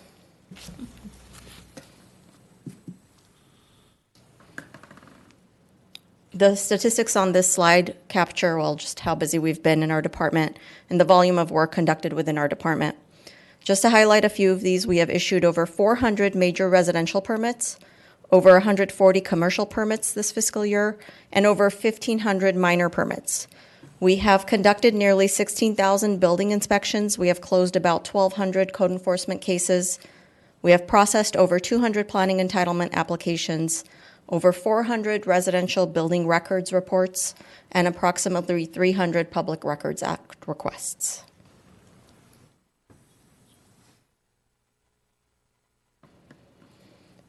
Our department's key objectives for the next fiscal year, and I'll just highlight a few of these for you. Developing a comprehensive long-term outdoor dining program, which is on our work plan, of course. And as the council is aware, we have commenced our outdoor dining task force meetings, and our senior planner is keeping just this project on track. We will be complying with legally mandated state housing requirements, which includes implementation of our housing element. We are overseeing major development projects. This includes the Scout House, the Skechers Project, Sunrise Assisted Living, MB Hotel, and many others. We will be implementing the neighborhood traffic management plans in various locations throughout the city and conducting a citywide public parking management plan for all commercial areas citywide. I'll now highlight some of the service delivery investments included in our proposed department budget. We are seeking one new full-time employee, an additional permit technician.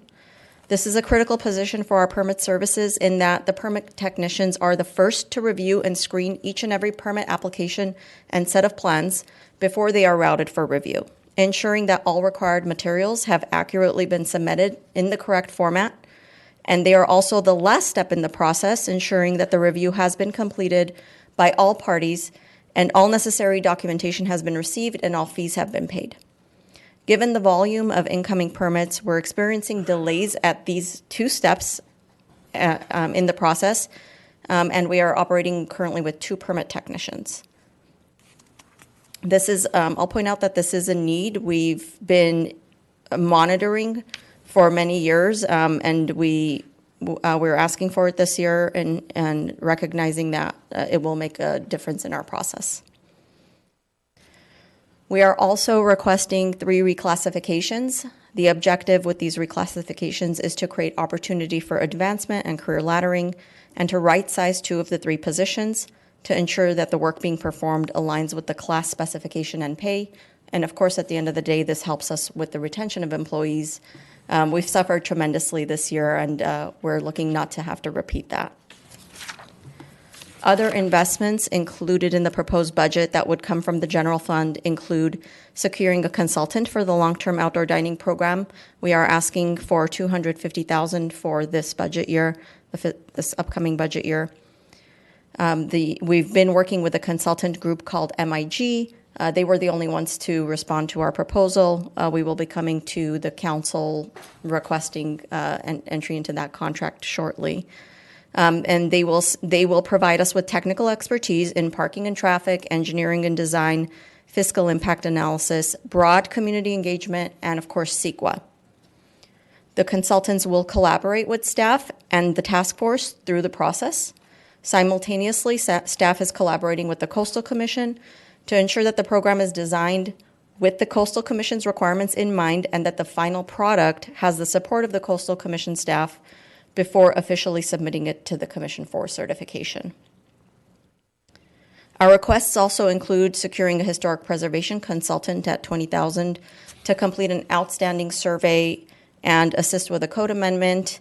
Of course, that's also part of our work plan, and we hope to be able to complete that this year. The next item is that's included on here is for the parking fund, is the citywide comprehensive parking management study for commercial areas, for which we are requesting $250,000.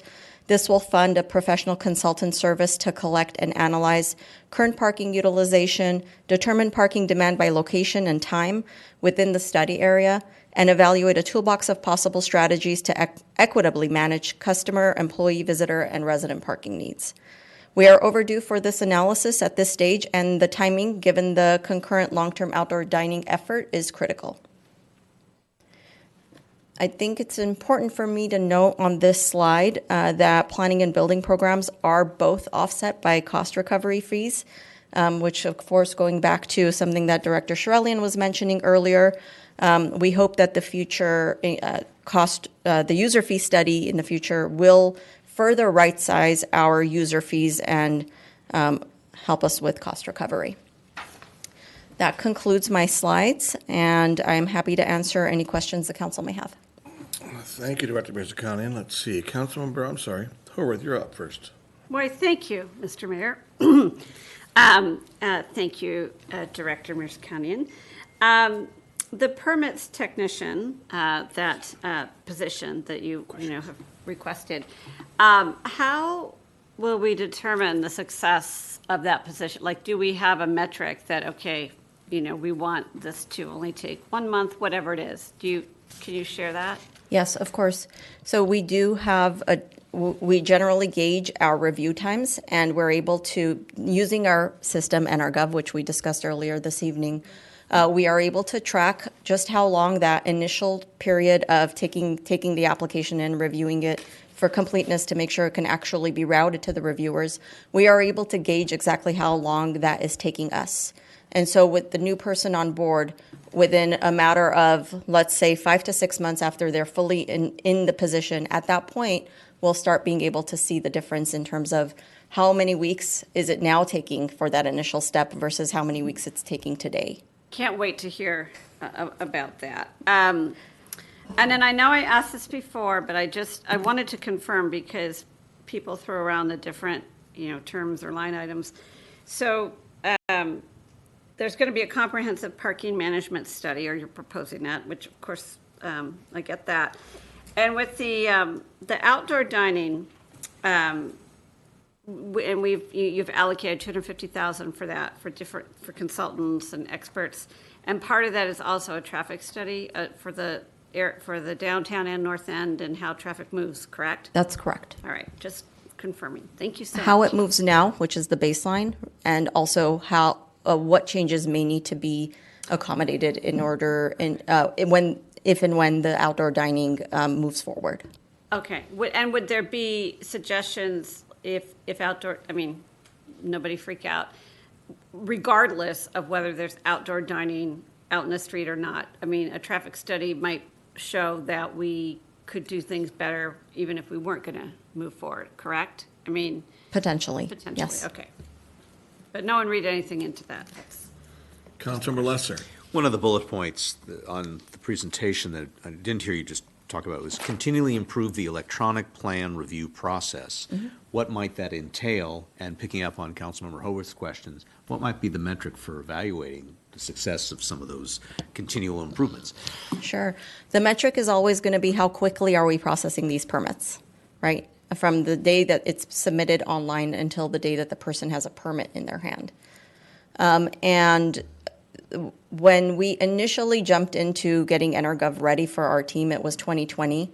And in the middle of COVID, we did everything very quickly. We created the workflows very quickly just so that we have a way for people to be able to submit applications when they're at home, when they're stuck at home, and for the city team to continue to process those applications. So they were done very expeditiously. As time has gone on, we've found that there are definitely some inefficiencies in the process that we could improve on. And so we are working with the different divisions and departments who use it to constantly assess that and be able to improve the workflows, whether it's adding steps in the workflows or removing steps from the workflows. It just depends on the process. But we are continuously engaged with our staff and checking in to make sure if there is something we can do to improve this process, we would like to do that. We do have staff devoted to that, and they are every single day talking to all the different departments, divisions. We meet regularly to decide what those inefficiencies are and how we can address them. Okay. Thank you. Thank you, Ms. Mayor. No one else has questions? Councilmember Haworth. I have a follow-up on that one. Be my guest. Thank you, sir. And I understand, you're checking in with staff. I appreciate that when you first set up the processes through EnerGov during COVID, it was done very quickly. Are you also checking in with some of the stakeholders like the public, who may not understand why it moves from one department to another, et cetera? Yes, we are. In fact, our building official was just announcing was here tonight, Ryan? Hi. He was announcing to our staff earlier today that we do have some people who are currently at the EnerGov conference. And one of the things that we're doing is constantly taking feedback from the construction community. And if there is something we can do on our end, we would address that. And they're also taking this feedback to the EnerGov folks themselves. Right. Because, of course, we are bound by the limitations of the program. And so if there are improvements that are necessary on the side of the program, then we do communicate those messages to them as well. Great. Councilor Lesser, your follow-up to the follow-up? My follow-up to the follow-up is, I guess I'm wondering, to what extent are we now seeing with COVID mostly behind us, that more and more people are using these online platforms that the city spent generously over quite a period of time to buy the software to support? And is that more of the future in terms of how people process their building plans? Or Are there metrics about how many people are coming to the counter still to review their plans and to get the feedback and to get the corrections and review them? So I'll start by clarifying that we don't actually accept paper plans at all. The process is entirely electronic now. We do our reviews on Bluebeam, which is a software that accompanies NRGov, and that's particularly the program that we use to conduct the reviews. There is no opportunity to provide something, a hard copy anymore. And it is the direction that most jurisdictions are going. Of course, that tremendously helps us in terms of record keeping. It has helped from not having to run around looking for a set of plans that is, buried under another set of plans, to be able to complete the review. It is a much, much more efficient system, and it is the way of the future. I would not recommend otherwise. Thank you. And it wasn't done for COVID. It was started before that. Correct. Right. That's correct. Where have you guys been the last 6 years? Off council, most of Hey, Director, not a follow-up question. Representative Frank and I were at the SCAG conference, and we were talking to vendors that were there about in the cities, how they're using their planning staff, what the backlog is. And I know we're still backlogged, residential. And we thought, they asked if we were still outsourcing for plans. That's right. And I know we're outsourced. I think Malad is one of our vendors that we have or still have. And I'm wondering if we used up that money? Did we pass that charge on to a client, a resident that wants to expedite plans and send it out to a Malad type? If we had more capacity, we found a vendor that could do the same thing like a Malad did. Would we use them? And how big is our backlog today? So I can't numerically answer the second question, but I will say that the first question is a little bit complicated. We have not only Malad, but we have a couple other vendors as well as part of our building and safety contract who conduct our building and safety reviews. But the complication in terms of expediting is that when someone submits for a building plan check, a building permit, that document is reviewed not only by building and safety for compliance with building codes, it's also reviewed by planning for compliance with your zoning code or your LCP. It's also reviewed by Public Works, 2 different people in Public Works for compliance with any street regulations or public, potentially even low impact development regulations. It's reviewed by one of our management analysts for waste impacts. It's reviewed by fire for fire code compliance. So there are, and depending on the project, potentially also PD. So there are multiple reviewers outside of the building and safety review that review every single set of plans that is submitted for plan check. So although we could potentially pay the Malads of our contract in order to expedite their review, we can't necessarily do that for our internal staff because we're limited on how much staff we have processing that same exact entitlement.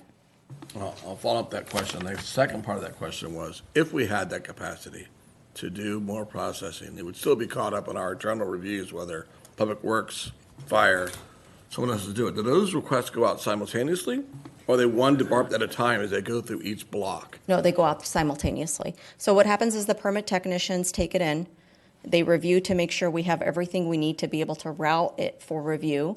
And then once they ensure that we do have everything they need, fees are paid, et cetera, then it gets routed to all the divisions and division reviewers simultaneously.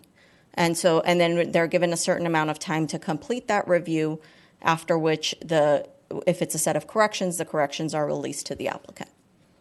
Well done, well explained. Councilmember Howarth. Yeah, I really appreciate that explanation and the questions. And is it I know the goal is like 30-day turnaround, right, when we're fully staffed. And wasn't that something? No, it depends on the project type. Okay. I mean, I'm not trying to pin you on that, let's say, but 30-day is, there is one thing that does have a 30-day requirement. It's your initial review of planning entitlements, and that's based on the Permit Streamlining Act, the State Permit Streamlining Act. Got it. If you receive a discretionary planning entitlement application, your initial review, and not just planning department, because we route those to the different reviewers as well, That's the initial set of comments has to be returned within 30 days. So do you have a goal once you are fully fully staffed, don't, it goes out to everybody simultaneously. When is the deadline that they should all have it complete? So depending on the project type, that deadline would be different. For commercial projects, we have a shorter time frame. I believe it's 8 to 10 weeks right now. And for residential projects, it's 12 plus weeks right now. And, okay. And if somebody says, hey, this isn't right, you have to go fix it, and it's residential, and I fix it and I resubmit it, do I resubmit it to everybody again? You resubmit it back to, it goes through the same Permits process, tech, and then right. there will be shorter time frame for that second review. Okay, never mind. All right, thank you. Mayor Pro Tem Franklin? Yes, hi. So is there some sort of, I imagine things get checked when, their boxes get checked, like in a workflow kind of scenario. Is there some sort of dashboard that somebody comes in and takes a look and says, hey, this one needs to be pushed along here because 9 of the 10 items are complete, so where's number 10? Why aren't we, can we push that forward? Is there any sort of overview management like that? Not at this time. We don't necessarily have the resources for that, but our applicants call so regularly that our administration line is constantly ringing, and our administration team is actually very good about walking someone through the workflow, understanding where it's stuck, and then going specifically to that person and asking, where is this in your workflow? Is there anything you could do to move this along? We field those kinds of calls all day. Okay, so that's not automated. That Correct. requires a phone call to come in and walk over to a desk. Yeah, they can see from their end exactly where the process is, and they also have access to the specific reviewer's phone number and email. So they are able to call that person directly and ask what the status is and how long they expect it would take. Thank you. Anyone else? Nothing further? Well done, Director. Thank you very much. Thank you. Appreciate it.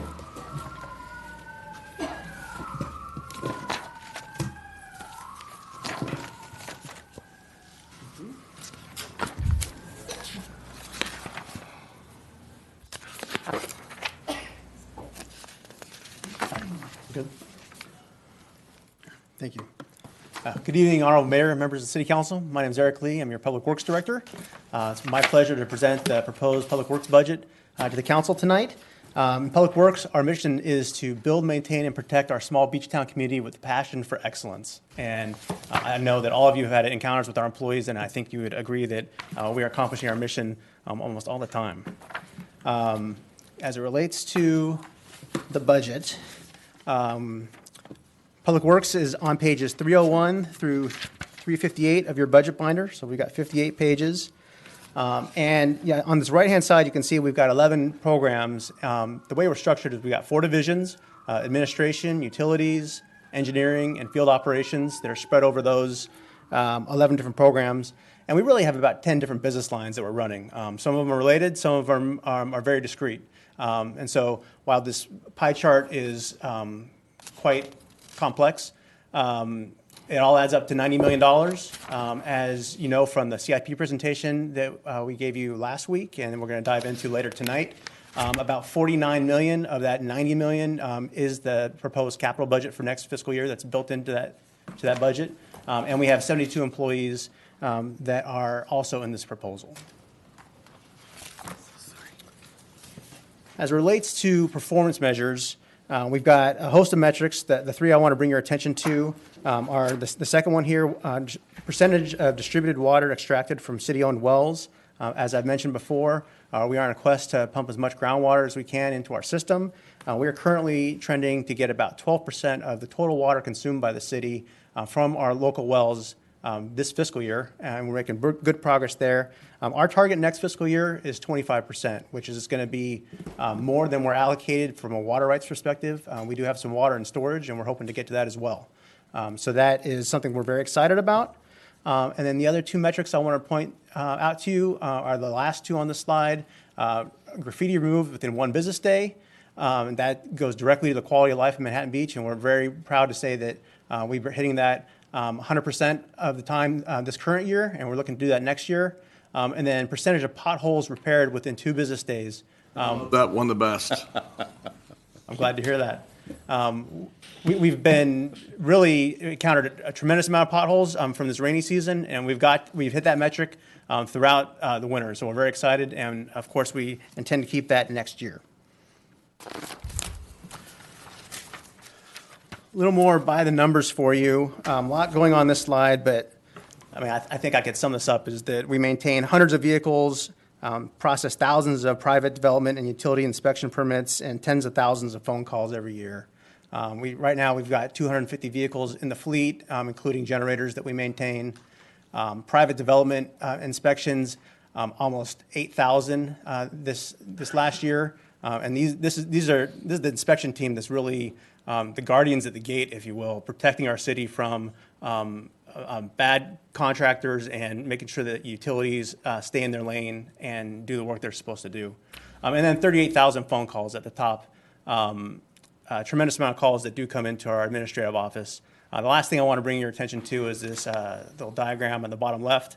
As we love to tell you about, we completed our advanced metering infrastructure project on the water meter side, and our staff insourced that project through the managerial prowess of our utilities manager, Lou Vargas. And not only were we able to do this on time to coincide with our utility billing effort that finance undertook, but we saved approximately $1.8 million in the process. And so a lot of great work went into that.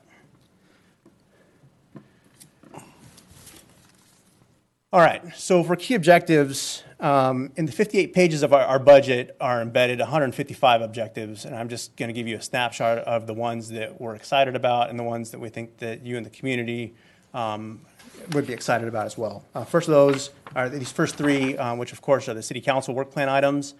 Downtown and North Manhattan Beach beautification. This was added a few years ago.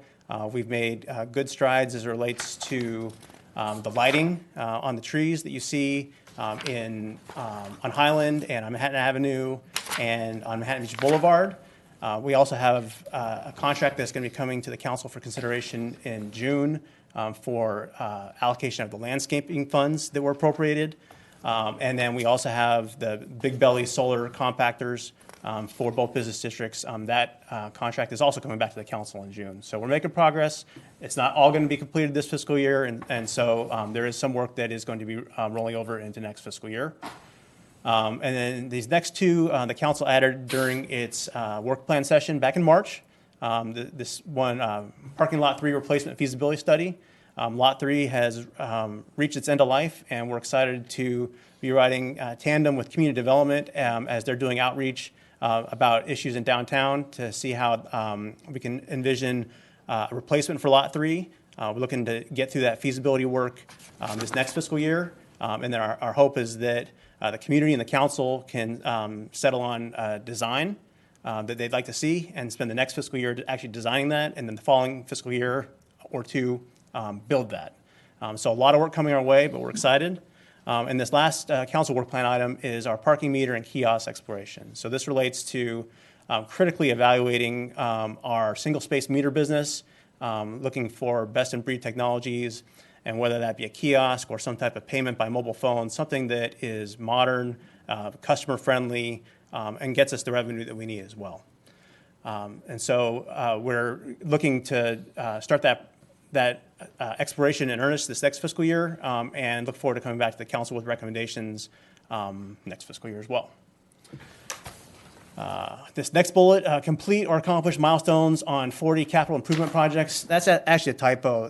That should say 62 capital improvement projects, as we are going to talk a little later tonight. And so we're definitely excited about that. This next one, reduce water usage and reliance on imported water. And this goes back to really the importance of becoming as self-sufficient as we can as a local agency and using our water resources wisely. And then this last one is the city security camera project. So I realize that I'm being redundant a bit and cheating because that's also embedded in that 62 CIP projects, but we wanted to bring that to the council's attention that we're looking to make significant progress, and in fact, looking to bring a contract recommendation to the council in August for this first large phase of that project. Okay, on to service delivery investments that are included in this proposed budget. So first and foremost, we are asking for one full-time employee this next fiscal year, and that is an associate engineer for $123,000. This really represents staff time that's needed to address we got 28 new projects that have been added to the capital improvement program, which we're going to talk more about tonight. And of those 28 new projects, 19 of those have significant milestones that we're looking to hit this next fiscal year. So there is an increase in the work. As you recall, the total capital improvement budget is $160 million. To my knowledge, that is the largest five-year capital plan in the South Bay, in which our staff is very excited that this continues to be a community that reinvests in its infrastructure and wants to progress into the 21st century. But it does take people in chairs doing this work, and so that is why we're bringing this. The other side of this coin is for the last, I believe, 2 fiscal years, we have had consultant project managers on contract, and to have one competent senior level engineer, it's about $300,000 for us to do. And so we think that this is it's a different route to go. We think that having someone on staff rather than a contractor, we're going to have more pride of ownership, better coordination with city staff, not only in public works, but from around our various departments, and more investment in the community, and hopefully have the synergy we need to implement what is a large but exciting capital plan. Next on this list is adding 2 part-time maintenance workers, 1-2s. These are essentially our street repair and park maintenance workers that right now we have the right size on the full-time staff, but if someone goes out on injury or is out for extended leave, really we just cancel work or reschedule it for a different time, and this will allow us to activate some part-timers, give them some experience in working with Manhattan Beach, hopefully grow a career in Manhattan Beach, and allow maintenance work to proceed unimpeded. This next one for $27,000 is a part-time engineering intern as it relates to career laddering and just making sure that we've got good systems and structures in place in our engineering group. Looking to have an intern. Hopefully we can identify somebody in college that wants to grow a career in Manhattan Beach and ultimately hire them for full-time work down the line. And this will also help us carry some of the lower level work that, quite frankly, we have very talented, skilled level people doing lower level work right now. This next one for $30,000 is an operational analysis. As I mentioned, we have 10 different business lines in public works. The plan would be every year to take one of those business lines, hire an outside expert in that field to really come in and ride side by side with our management team to evaluate what we're doing, why we're doing it, how we're doing it, and make sure that we're not missing anything and that we're in line with best practices, and hopefully give us some good recommendations to continually improve.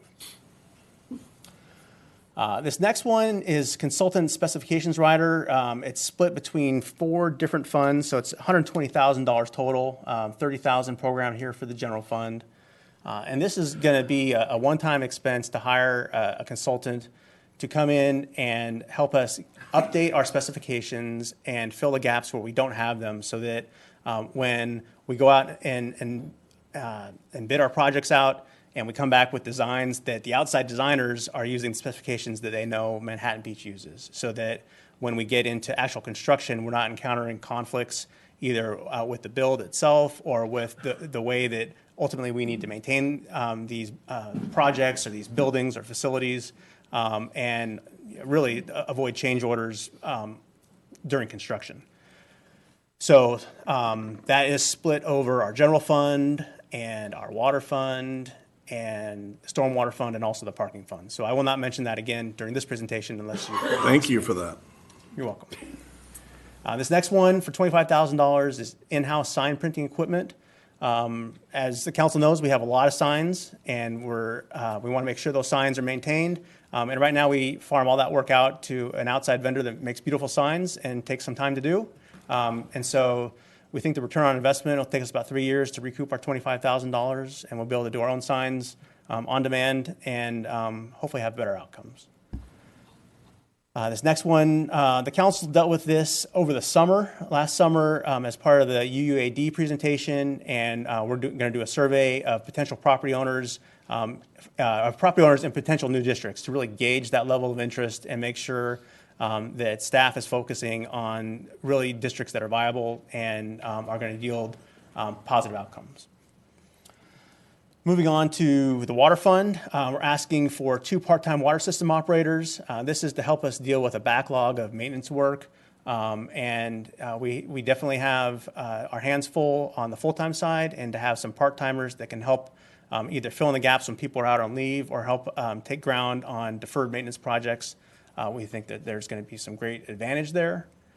This next one is for $50,000, and it's for Public Works Yard sleeping quarters for emergency crews. And so, one of the things that sometimes the community doesn't consciously realize is that in the middle of the night, we've got 4 employees that are on call, and they respond to everything from major traffic accidents to assist police and fire with those types of cleanups and mitigation work, to, of course, water main breaks, or in bad cases, sanitary sewer overflows, or other emergencies that happen in a city that exists 24/7, 365.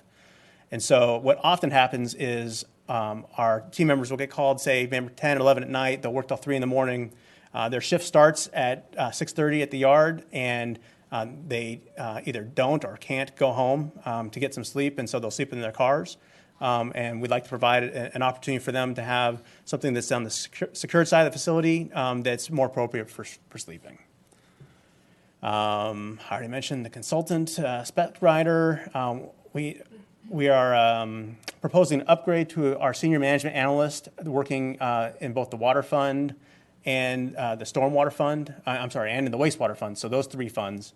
And it's a 3-way split, and this is really to make sure that the person that's fulfilling those responsibilities for the city is not only compensated accordingly, but has the right title, that our regulators will accept reports, and that they can conduct that part of the business for our city.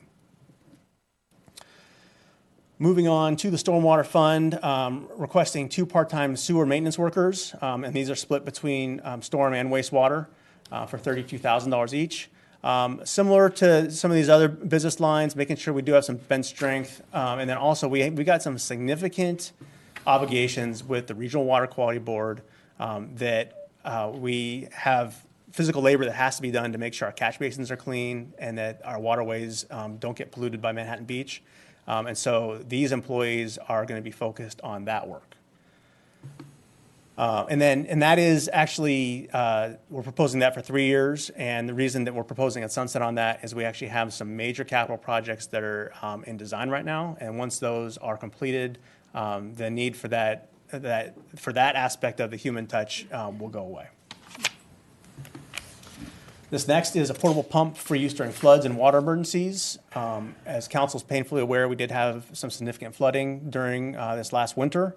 And we ended up relying on some of our mutual aid partners in the region to borrow equipment and people to deal with pumping and flood mitigation. And this will make sure that we've got the right equipment to handle this on our own, all things being equal.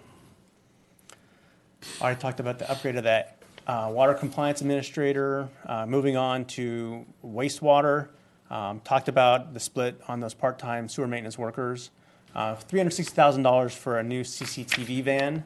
So these are small cameras that we put down into the sewer system and the storm system to look for root intrusion and other objects that are obstructing our sewer lines or potentially could obstruct our sewer lines, and making sure that this community can continue to flush without fear, and that once we take it, it doesn't go back. And so, and this is a requirement that we need to do this type of work. And it really, the vast amount of data that CCTVing these pipes will do, it will provide us a report that we will ultimately lead to producing our next master plan for the sanitary sewer system. And so, and we'll be able to do this in-house for considerable cost savings. I already talked about that spec writer and that water compliance administrator. almost done. Last is parking, county lots, and state pure lot funds for $250,000. The slab fountain in the Metlocks complex outside of Nick's, the water feature has not worked for some time, and we are in discussions with the Tolkien Group, which manages the property at Metlocks, as well as the Downtown Business and Professional Association to re-envision what that's going to look like. And so we've set aside funds for that. We've got some meetings lined up on the staff side over the coming weeks, and we look forward to sometime in the coming months bring some proposals back for the council to consider what this, really, center of town feature would look like. I already mentioned that spec rider. Last is a concrete scrubber for $100,000. This is something that it's like a small Zamboni that you ride, and rather than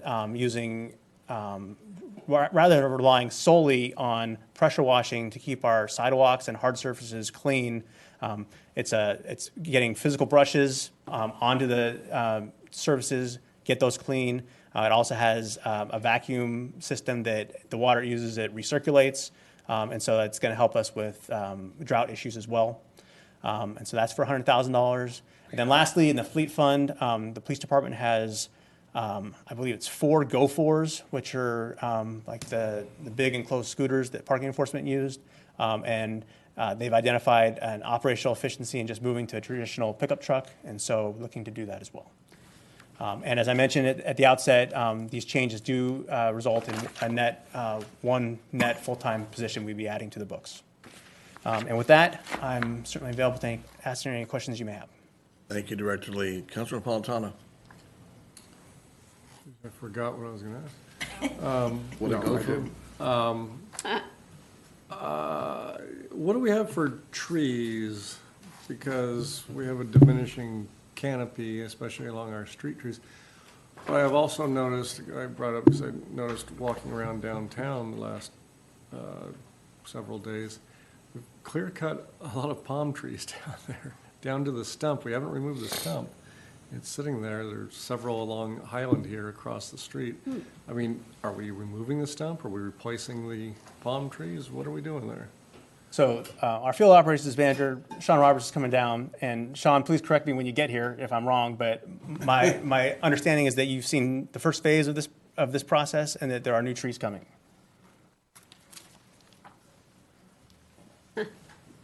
Good evening, Mayor and members of council. Our main issue with these palm trees is sourcing. We've reached California and further east. So mainly it's the king palm that is very difficult to find, especially at the elevation that we need is, over 8 feet to not, no head knockers throughout town. So that's the main source of contention that we're having right now. We're even looking into finding a little spot at the yard and possibly growing our own. So when we do have a need of a knockdown or a diseased tree, we can replace it quickly. And, I mean, to that point, are there other things we can do? Because, we switched from the queen to the king. I know this is the budget discussion, I don't want to hijack it, but switch from the queen to the king as a solution because the queens were dying in the climate. And the kings were supposed to be better, but if they're so hard to source, should we be looking at other things? I know that the canopies kind of infringe on signage and being able to locate things as well. So there's lots of different interests going on there. So with that though, if these are so hard to source, growing our own, okay, but that'll take years anyway. What do we do in the meantime? Because all we have is the stumps out there and then. So I've spoke with our urban forester, and the solution right now would be to go back to the queen. And the issue with that is we would have to do more care and feeding on those when they start to fruit. They need additional pruning and trimming so that fruit doesn't drop on the ground and cause slips and unsightly conditions. It doesn't seem to make sense either, though, to go back to what didn't work before. More to follow on that. We're still looking into other options. All right, but that'll be brought back to council before we take any action on it?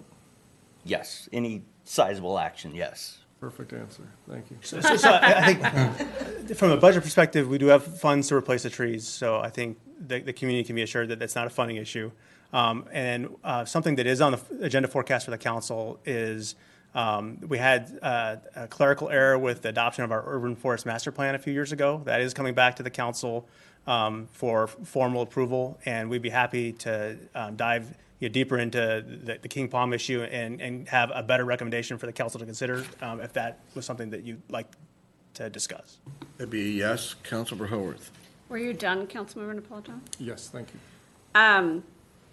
I just wanted to clarify the redesigning, repurpose of the Metlocks fountain. Is that the one, oh, you're talking about the big flat one, right? Not the red dog. No, I know, not the red dog.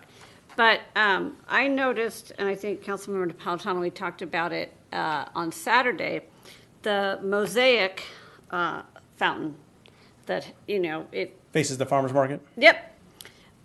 So, those tiles either need to be cleaned, replaced, and maybe not made a water feature. I don't, so is that also like something that we should budget for, or do you guys have a plan for that? Because it looks really, you've got this gorgeous new, art piece on the east side, and you come around, it's like, it looks really kind of. Yeah, I wouldn't say that it spoiled it for us because we were already spoiled, but it certainly does make us look bad right there. Yeah, it could use some work. Is there, So the ultimate plan is to move out of the water features at Right. Metlocks for a conservation perspective, and they're just very difficult to maintain, Right. including the red dog. Don't have a firm plan yet. I imagine that the fountain that's where the farmer's market's at, probably becomes some type of planter in some way, shape, or form, potentially a canvas for art. We haven't got that far yet. Got it. We're really, the budget item that we presented tonight is really focused on that slab fountain outside of Nick's for a multitude of reasons. Right, I understand, and that makes a lot of sense. Just wanted to bring it up, and whether it's just cleaning up the tiles for the meantime or whatnot. But thank you. You're welcome. Councilmember Lesser. I'll be the cleanup here. And can we just clean the tiles? Can that be budgeted, or is it something that Public Works can do? So I'm confident we have budget to clean the tiles. Perfect. Next, following up on the comment about trees, during the windstorms earlier this season, a number of large trees were blown over, and you and I had an exchange on ensuring there was sufficient budget to replace certain of the trees, particularly on the Veterans Parkway. Is that now included in the capital improvement project budget or your operating budget? It's embedded in the current operating budget. We do not lack funds to replace trees that have fallen down. Next, with regard to parking lot 3 and its replacement and the feasibility study, how are we amassing funds to undertake such a large project that we know is going to be quite expensive to do no matter what the design is? So the current 5-year CIP that we have been discussing and we'll discuss further tonight really envisions getting us through design. And then there's a crossroads, I think, for the council and the community to consider as relates to funding. And so, direct answer to your question is we do not have any funds program past design to actually get to a new parking structure. Okay. You mentioned in passing, and it's one of the metrics for success, the wells and getting them more wells working and working at a higher capacity. What's the expectation beyond this next year, which you referenced, but going to year 2 or year 3, because you and I have had an exchange about how a number of them needed updating and upgrading, which has now been done or is in process. So what's the expectation about getting more of our groundwater into our system? Yeah, so the goal for next fiscal year is to get all the groundwater that we're allocated on an annual basis into our system, which would be a huge feat, and to go even a bit farther into some of our reserves that we have in storage with the Water Replenishment District. We also have our new water treatment plant that is under construction adjacent to Peck Reservoir. And once we've exhausted all of our water rights and we've got our ability to treat water locally, our plan will be to start knocking on doors throughout the West Basin and looking for water right holders that are not using their rights. And I don't know if we can buy them, but potentially lease them. And the return on investment, it's about $1,000 an acre foot. And so we pay about $1,400 right now from West Basin, and it's about $400 to extract on our own, plus some chemicals and power and whatnot. But there's a huge financial benefit for us to do that. And probably even more importantly, reducing our dependence on the Colorado and potentially the State Water Project, and so that we're not subject to outside winds as much. Great. And final question on this round is there's a line item for a new CCTV van, and it's for $360,000. And not long ago, we had an issue with a backup with tree roots, and the plumbing vendor had a tool that it was a camera. So help me understand why we can't go for potentially a less expensive tool that might have long spooling versus a van, which undoubtedly is more expensive. So the tool that you're suggesting is something that we do have that goes out for periodic repair and maintenance, and this is going to be a more enterprise level solution to deal with the hundreds of miles of pipe that we do have. And so much more I would assume that the device you're speaking to is probably more surgical precision for localized areas, and we want something that we can really do our whole city in a very enterprise level. Thank you. Thank you, Mr. Mayor. You're welcome. Representative Franklin. I just wanted to make a comment that I talked to the artist, Betsy Schultz, of the Metlocks art piece. And so we were looking at the blue tiles and everything there, and she noticed the alkaline there. And she said she's very familiar with that kind of thing, so she's going to send us a suggestion to clean that, a cleaner, a product. It's painful for me to hear, and we would love to take her call. Is what? You're going to send you a bottle of Tide. We'll take care of it. Right. Get some vinegar. Councilor Napolitano. Thank you. All right. Is there a way to counter the pumping of the water from our well during rainy times and actually send water down through the pump to recharge? So groundwater recharging. Yeah, I know that groundwater, we have many recharging projects, but specifically, and I guess a micro direction to have the ability to capture rainwater when it falls here and send it back down directly into the area that we're pumping from. I think that's something we could look into. I think that my initial anticipation would be probably not easily feasible with the technology we're using right now, but we can certainly look into that. I would offer that we are working on an unrelated project, but benefits from a pumping perspective is there's a lot of brackish water in our part of the basin, and we're working with Water Replenishment District on a potential project where they would actually bring in, install a well for us and a treatment facility, and we could start cleaning up our part of the basin. And over 20 to 50 years, the basin does get cleaner, and we've got the ability to extract water of higher quality. And while groundwater recharge, I think, on a regional and a macro level is very important, right now, the Water Replenishment District is really pushing water agencies that you have water, you need to be pumping it. And so it's not for a lack of availability where we're at right now with the type of limits that we do have. I just didn't know if they had the time after naming everything for the directors. That's good. Director, I'll wrap up here. Going back to the Metlocks repurposing, maybe you and City Manager Mo can explain that to me. I thought that the current operator is paying for above ground improvements, but it's not true when it comes to both the Red Dog Fountain and or the old slip and slide structure that's closed down now, I take it. Right, you'll recall that that entire town square is city-owned property, and it's ours to maintain. We have an agreement when it comes to the escalators There's a cost sharing involved with that at replacement point, but it's our property and we maintain it.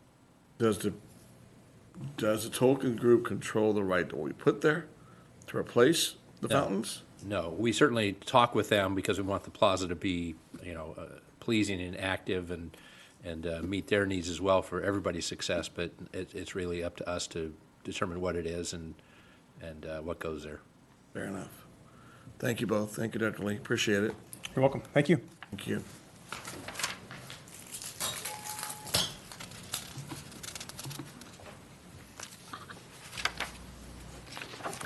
Short timer, all right.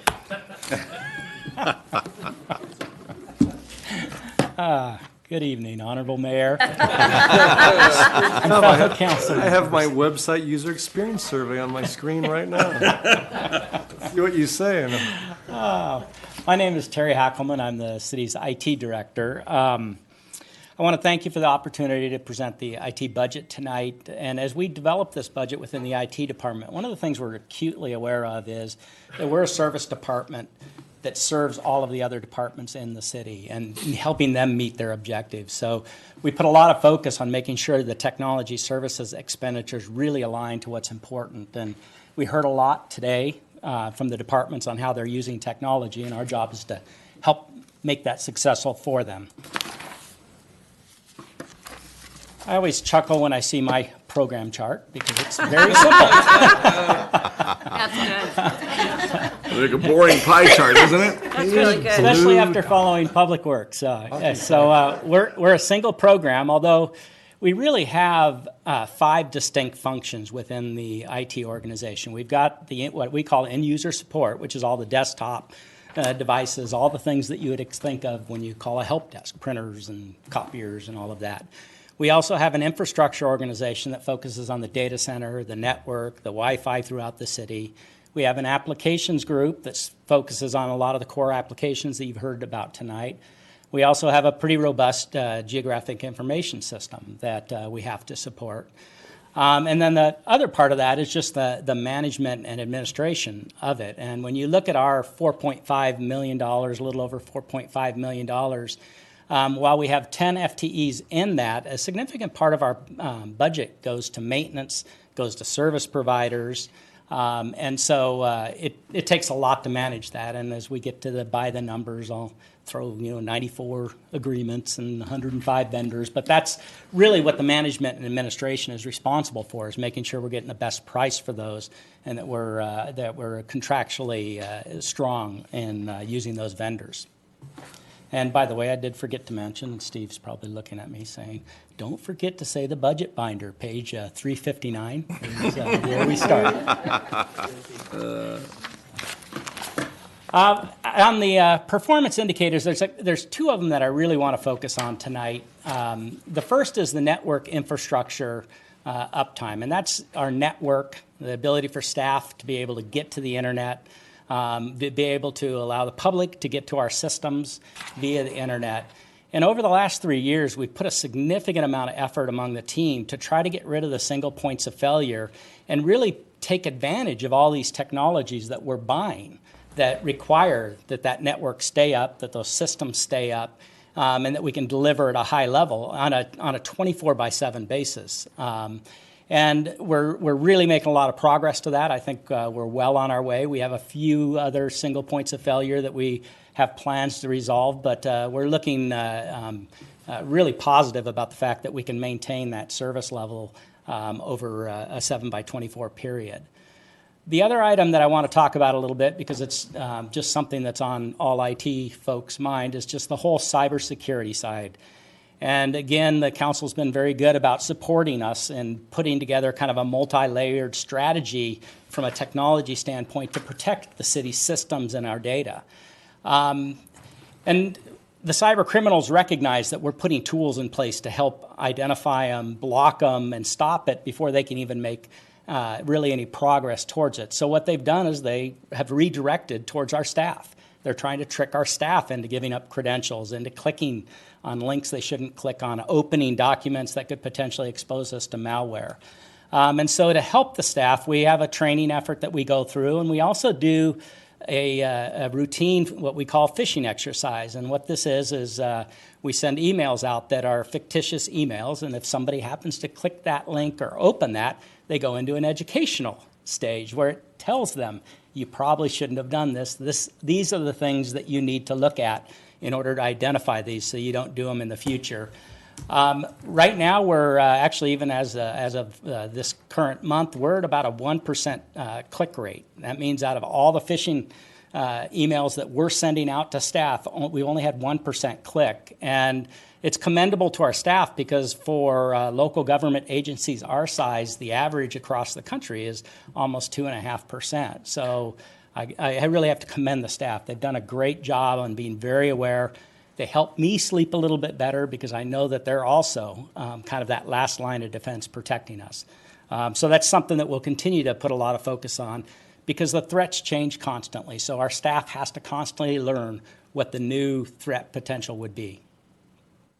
Tell us who the 1% in the I could do that. My wife on the training. That is true. We do see a lot. So we do know who the clickers are, as we call them, the clickers. This next page is kind of our numbers at a glance. I won't go through all the detail on this, but what's probably kind of not really obvious on this chart is the interrelated nature of everything that we have there. Any component of this fails, it impacts users. And so we have to manage it really, all of the technology infrastructure from an enterprise kind of holistic standpoint. What's interesting is while our number of users at the city hasn't increased dramatically the last couple of years, the number of devices that we're managing has increased significantly. It's becoming very common for people to have a desktop or a laptop, and also have maybe an iPad. Some people even have an iPhone on top of that. So those are all devices that can have problems, that can have connectivity issues, and we have to manage that. The other kind of hidden part of this that's down in that's actually kind of difficult to read with the blue on the did you know is that most people don't recognize that actually today over 50% of the applications staff uses are actually cloud-based applications. And I think that number is going to increase. What's nice for us as an IT department is as we essentially rely on vendors to do the applications, what that's doing is freeing up the resources for us to focus on cyber, to focus on network, to focus on the projects that are coming up. So I think it's a trend you're going to continue to see, which is more and more reliance on cloud providers. The key is we've got to be able to protect the users and allow the users to get to those cloud providers. Some of our key objectives, near and dear to me, is to continue to enhance the cyber protection. We're fortunate in the United States to have some really strong guidance coming out of the federal government, out of the state government, helping us stay ahead of what's happening out there. But what it means is that, literally on a daily and a weekly basis, we're being alerted of threats, and we're having to look at that and say, okay, what are we going to do to protect the city? That means we've got to continue to improve our infrastructure. That's just going to be a continuous process that we're going to have to really accept as kind of an operational duty. It's probably not too much different than what Public Works has to do with that infrastructure. We have to continually update it, patch it, upgrade it. The other item on here that I'd like to focus a little bit, because it's kind of near and dear to this council chambers, is the last bullet, in which we do have PEG funds available. But it's a pretty significant project, which is to upgrade all of the technology in this room, the fuzzy screens that you see. What has happened is we used to be kind of just broadcast and analog technology, and that's what was in this room. Now in this room, we've got digital technology, we've got web streaming, we've got Zoom, and we've kind of cobbled that together in a very cost-effective way, but what it means is it's very difficult to maintain and support. And if you go behind that wall and look at our broadcasting, we have a lot of equipment that's at end of life. So we're going to put a lot of focus on trying to improve this environment, to improve it for the citizens and those that attend it, whether they do that through the web or whether they come here or whether they're looking at it through the Zoom itself. So I'm pretty excited about some of the plans we have to be able to help make the council and the whole agenda and council process more transparent and actually more user-friendly for the citizens. We do have a few expenditures that we're looking for. The top item, it's called an application delivery controller. That's the new term. In my days, we called it a load balancer. You know, essentially, we have all these servers and storage across the city that we're managing. It's a solution that sits on top of that. And what it does is it recognizes where there's capacity within all of the servers and storage and actually directs the applications to use that capacity. What's important about it for an IT infrastructure is it helps us make sure we get full utilization of the investment we have. And so as we get that implemented, what it does is it reduces the number of servers that we have to buy because we're using them more efficiently. It helps us with our storage management as well because we're using it more efficiently. So it's one of those investments that by putting it in place, what we do is actually reduce the amount of servers we have to buy in the future. The other item that we're looking at is we referred to up there as the internal and external firewall upgrades, kind of following with industry standards. We've got firewalls that try to protect us on the perimeter. We have control points within the internal network if somebody were to penetrate to protect us there. We're really looking at just hardening that. And you know, the easy way of saying it is we want to harden the firewalls even further than we already have, such that if somebody is internal into our network, we can actually cordon them off and keep them to a room or keep them to a segment and not allow them to move along. So again, these are the things that are changing in the IT infrastructure world that we've kind of got to take and adopt in order to protect the city's data and our systems. The other items up there are part-time resources. We just have peaks and valleys, whether that's technology refreshment, inventory management, when projects come in. And so those are dollars that are available to us so that we can bring in key resources when we need them to meet those peaks without impacting the help desk and having calls, you know, go unreturned or delayed being returned. So we're pretty prudent about how we try to use those resources, and it's worked pretty effectively for us in the past. I think at this point, I'm available for any questions that you might have. Well done. Director Huckman, I want to go first. And first, I would call the suspicious emails, we call that next door. So everyone here watching knows what I'm talking about. I have a strong dislike of the inaccurate information that comes from that location, so not a shock there. But all kidding aside, I think that what you've done in your time here has helped us really improve I should say, lessen our fear of cybersecurity attacks. Mm-hmm. We've all read about San Bernardino County, other places that have been held ransom with their data, what's happened before, and it hasn't happened here. There's a reason why. I think you've done a good job to get us there. We're all knocking on wood, but it's a multi-layer security you put here, and we appreciate that. And walking through the redundancy part of it, we've had one bad email meltdown that we've all seen, whether it's because of equipment failure, something that happened on the outside. You're trying the best to make sure that it doesn't happen again with our side of it. And that's great. We appreciate that because we can't be gone out of email for 3 days from the city point of view. You know what it's like. Then we'll go resort to the old days of actually calling people on the phone to try to reach us or call your home line to get a hold of you because they don't understand why we're not returning their emails. You know, 1 day, you get it. 2 days, iffy. 3 days, why aren't you returning my calls? Why aren't you emailing me back? So we've all felt that push. Luckily, there's only one time that email melted down that badly. Others have been worse. So that's one. The second, I'm surprised I didn't see your request for any more data storage. Do you feel comfortable before you go with the next step? Do you feel that we're sufficient in data storage? Yeah, I think we've got a plan for the next year. But there's a couple things that are happening there. I talked about the cloud computing, and so more and more of our data, there's good and bad side to this, but more and more of the city's data is up in the cloud, which then reduces how much we have to maintain and back up and recover locally. Of course, the danger is more and more of our data is somewhere we don't have the control that I would have today if it's in here. But I think we have a really good plan. A number of years ago, before I arrived, the city made a significant investment in some equipment.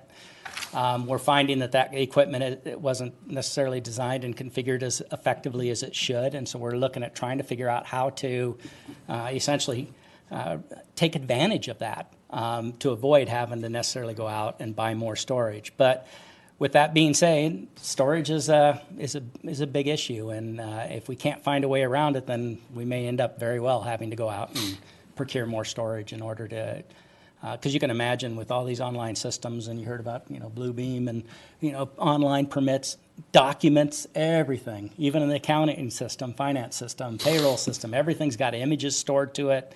The great thing is it's all there online. You don't have file cabinets anymore, but it takes a lot of storage to do that. And you're based your requirements on the state requirement of retention. So when someone does a PRI request to Lisa or Martha or through PD or someone else, we have to keep that for a number of years. We just can't get it and throw it away. It's got to sit there. So that's why. But curious, if you feel we're comfortable with data storage and cloud-based storage, that's good news. I just wanted to say to everybody that doesn't know Terry here, but does an excellent job. Your staff has been great to helping me. I can add all my colleagues to the questions that we have. And the Pegasus group behind us, these guys are fantastic. So it makes our job easier. Our residents actually watch at home, those that actually watch our meetings live. There's a comfort knowing there's sustainability and reliability, not the same things. But they want to know they're consistent. They can always count on being able to watch Joe on TV every other Tuesday. They want to reach out to him. So that's great. So those are all my comments. It's a loss for us, but happy for you in your next step. And thank you for being here. Well, thank you very much. I'd like to follow up on one of the mayor's points that you had also emphasized too, and that has to do with enhancing the city's multi-layer cyber protection. You referenced the employee training. Obviously, that's the soft tissue and greatest vulnerability. To what extent is there any other hardware reinforcement that we should be considering, even or particularly because of the cloud-based technology we're utilizing, after reading, like I did, what the mayor mentioned, that other government agencies have been held hostage with their data. So I'm just wondering, beyond this, the easy vulnerability of human beings, is there anything more we should be doing from a hardware standpoint? Well, certainly the one of the projects up there that I was a little bit soft in describing, but were the firewalls, was actually implementing more robust, more secure technologies inside our network to contain it. The other item that's a pretty significant deal was that we had go through council last week was related to our backup recovery and implementing strategies where our backup and our data is stored in what would be referred to as immutable form and function. And with what you approved last week, that actually helps us. Now, we hope we never have to go to that data stores, whether it's in the cloud or on our device. But, that's certainly the prevention that is highly recommended now, and I think the city's really well positioned to be able to take advantage. And then we just have to stay diligent. And luckily, the city's got a great staff that's aware of this, and that's what we need, people eyes open. If they see something doesn't look right, call us up, and they do call the help desk. They're very good about calling the help desk and saying, what is this? What should I do with it? So, okay, great. Finally, the mayor mentioned how frustrating it was for many of us that our email was not working properly, because that now is really the principal manner in which residents are in contact with us. To what extent do other agencies have some sort of backup system that can be activated, which might not be as robust as the primary network, but at least it's something, so we're not using Gmail or some other common carrier, which is not the ideal in the event of failure, which happens. This is the nature of our society today. Yeah, very, very unfortunate, and there were some real valuable lessons learned on that, and some of the things that we're doing that are already happening today are multiple servers that we have in place. We've also upgraded, and we're going to continue to upgrade to the most current version.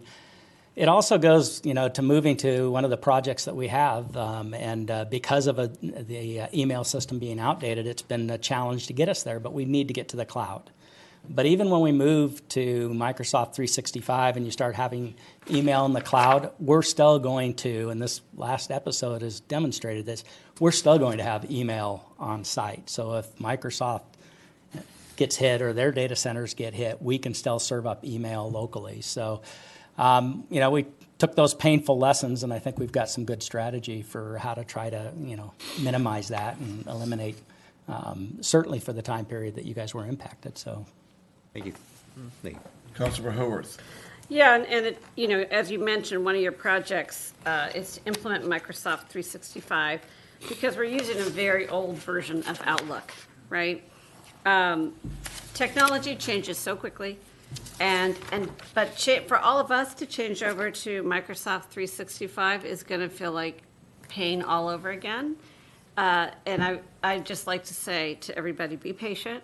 Put out on your social media that there's going to be some growing pains. You know, sometimes stuff's going to go down. I mean, it just does, right? And it was a big problem for all of us because it was right in the, you know, it was a council meeting coming, so people were sending in comments, and, you know, that is a problem. But, you know, there's going to be some growing pains, but then it'll be better, I think, too. So when this project to implement Microsoft 365, I would say, when do you think you'll get to it? But I know you won't get to it because you're going to be, but is that going to be happening in the next few months, or?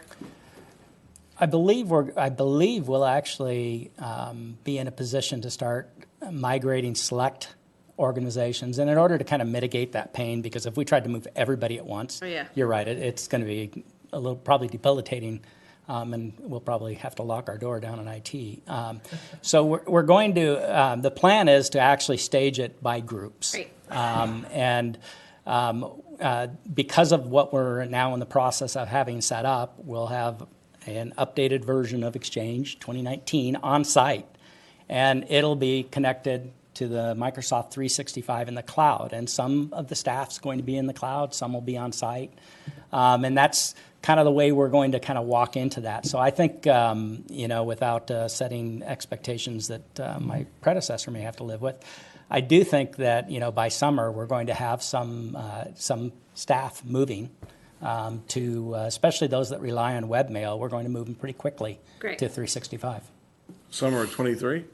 Mm-hmm. Yeah, for Not some. 24. Yeah. Make sure. That's great. Thank you, Dr. Hack. Appreciate it. Some of us. All right. Thank you very much. Thank you, and thanks for your support. Thank you. Director Sharulian? Yes, that concludes the 9 departments. Is there any other questions or any input that the council wants to provide at this time? We do have a budget item on the agenda for the 16th, for the next week. It's a general opportunity, again, for the public or council to have any input on the development of the spending plan. What I have so far is I have the $10,000 placeholder for the advertising for the older adults programming, so that's there. We didn't get a final conclusion on the live view surveillance for potentially a partial year. I did identify that we do have grant monies, if you wanted to utilize that, but those are the 2 items I have. Clarification on the live view. I was looking for a second live view lease. Extend the one we have now, that's fine. To Councilman Napolitano's concerned, Lester's concerned about data from the actual provider that shows they've been successful, whatever cities they've been before, and then I would suggest, if that's confirmed, come back for a second live view camera that we have a second lease on. So there's the clarification. The one you have going forward, fine. No problem with that one. Councilor Napolitano? Thank you. When are we coming back for council discussion of the revenue enhancements that we talked about in the subcommittee? We can do that tonight. I'm prepared to. You're talking about the stormwater? Yes. That's on the 16th, Oh, I'm sorry. Oh, it is. next week. Okay. Yeah, that's slated for general business next week. I thought you were talking about the potentially the parking citation increase the subcommittee. Oh, no. Councilor Lester? Yeah, I just had a quick, Pay the one off I have first. Better do it Don't now. raise it yet. I just had a quick follow-up of a reference in the staff report. It has to do with the one-time transfer of $500,000 back to the general fund from the Information Technology Fund. Explain how there came to be this excess amount of funds. Is there a policy that is mandating it being transferred back to the general fund? What's happening here? It wasn't entirely clear. Thank you, good question. It's an internal service fund, and we fund that by budget instead of actual. It's just a practice that Since being an internal service fund, you don't want to really accumulate fund balance. So we noticed the fund balance, was getting sizable. So it is within our policy to be able to move it back to the general fund. So going forward, we're going to actually put that in a actual instead of a budget. So it's sustained. So we won't have to do that in the future. Thank you. No said questions? No. I think if they have any questions, they can email you offline past this point. But everything you captured tonight is what we've seen, what we've heard here. That's good. We're good to go from that point forward. So, Is there anything else that council would like to, for the 16th meeting for next week to discuss or for us to bring back? as far as operating budget goes, I think we're all there. If there's something else, I'll email you. Thank you. Thank you. Do you want to move to your next item? Item number 2 will be the presentation of the proposed 5-year capital improvement program, CIP, fiscal year 23-24 to fiscal year 27-28. Public Works Director Lee, twice in one night. Here you go. Thank you very much. Good evening again. Eric Lee, Public Works Director. Didn't we go over this already? We've got some follow-up questions that we're coming back with some answers on, and Not operating, guys. No, but a It's week CIP. ago. Operating, we talked about. CIP. A week ago. Right. Yeah. Sorry. yeah. So last week we did the intro and high-level overview on the 5-year proposed CIP, and there were a handful of questions that the council had that we're going to answer, and then the bulk of the supplemental material that was presented to the council, the community, really relates to the mayor's request as in regards to prioritization. Yes. And what work we're actually planning to get done next fiscal year in that 5-year CIP versus the work that is going to be deferred. And so I will turn this over to City Engineer Katie Doherty for the presentation. All right, Katie, welcome back. Hi, good evening, Mayor and City Council. I will just dive right in. The first I'm going to cover are some sort of direct follow-ups from the last meeting and questions that were raised. So the first slide was a great comment by Mayor Pro Tem about adding on approximately how much money we were, encapsulating here with these completed projects. And this represents $71.5 million of completed work. And 28 million of that is outside funding. So just My favorite part. quickly follow up with that question. The next two, one was a question about the LED conversions for our street lights. We are 100% converted. The estimated annual savings of doing that at the time of this, when this came to council in 2017, was $55,000 a year. And the city purchased a total of 927 streetlights. So hopefully that answers the question. Great. Okay, moving on.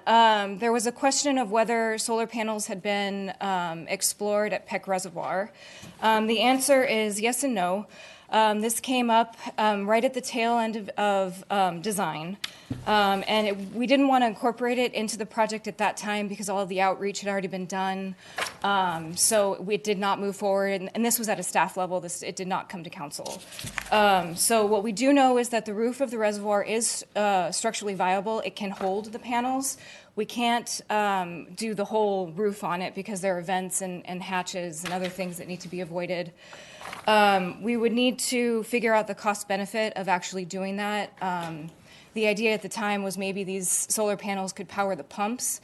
The solar panels here would not be large enough to power the pumps, potentially the site lighting.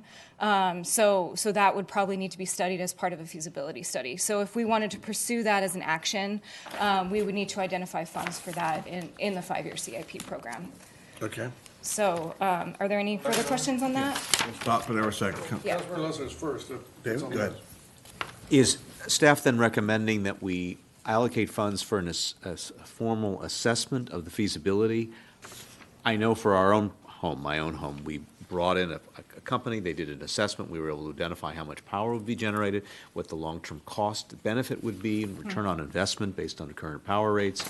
Is staff suggesting that we go down that road to make sure that there is enough space to make it worth our while, or some other course for solar panels on top of the PEG reservoir? If we wanted to pursue solar panels on top of the reservoir, I would suggest a feasibility to to explore that, the cost benefit. Do we want to actually power something on site, or do we want to send it back to the grid and get the savings from that? Like which model do we want to pursue? Okay. Also, I would suggest outreach on this, just glare and unsightliness for the residents. So I would recommend the feasibility study So route. should that come back to council, because we're not sure how much it's going to cost, how much was going to be required for that feasibility study? I think we can take that comment and incorporate it when we come back. Did you want to say something? Yeah, so that's certainly something that we could do. What do you recommend? We do have a line item in the CIP for solar panels at city facilities. I believe that funding starts in year 3, which would be fiscal year 26. And so this potentially could be the top priority coming out of when that funding does materialize. I would say that our priority as a city right now is getting our reservoir in service. Let's get our treatment plant working, and the solar, if it's viable, that structure will be there for 50 years. Great. Next question with regard to streetlights. Part of the rationale for purchasing the streetlights, at least as was represented to us, was that there was an opportunity that we could use them for some revenue-generating functions. I'm just wondering to what extent that is the case. How are these being used? At least that was part of the pitch that was made to some of the colleagues up here when we were presented with the opportunity pursuant to the settlement with the class action settlement, I think it was, with Southern California Edison.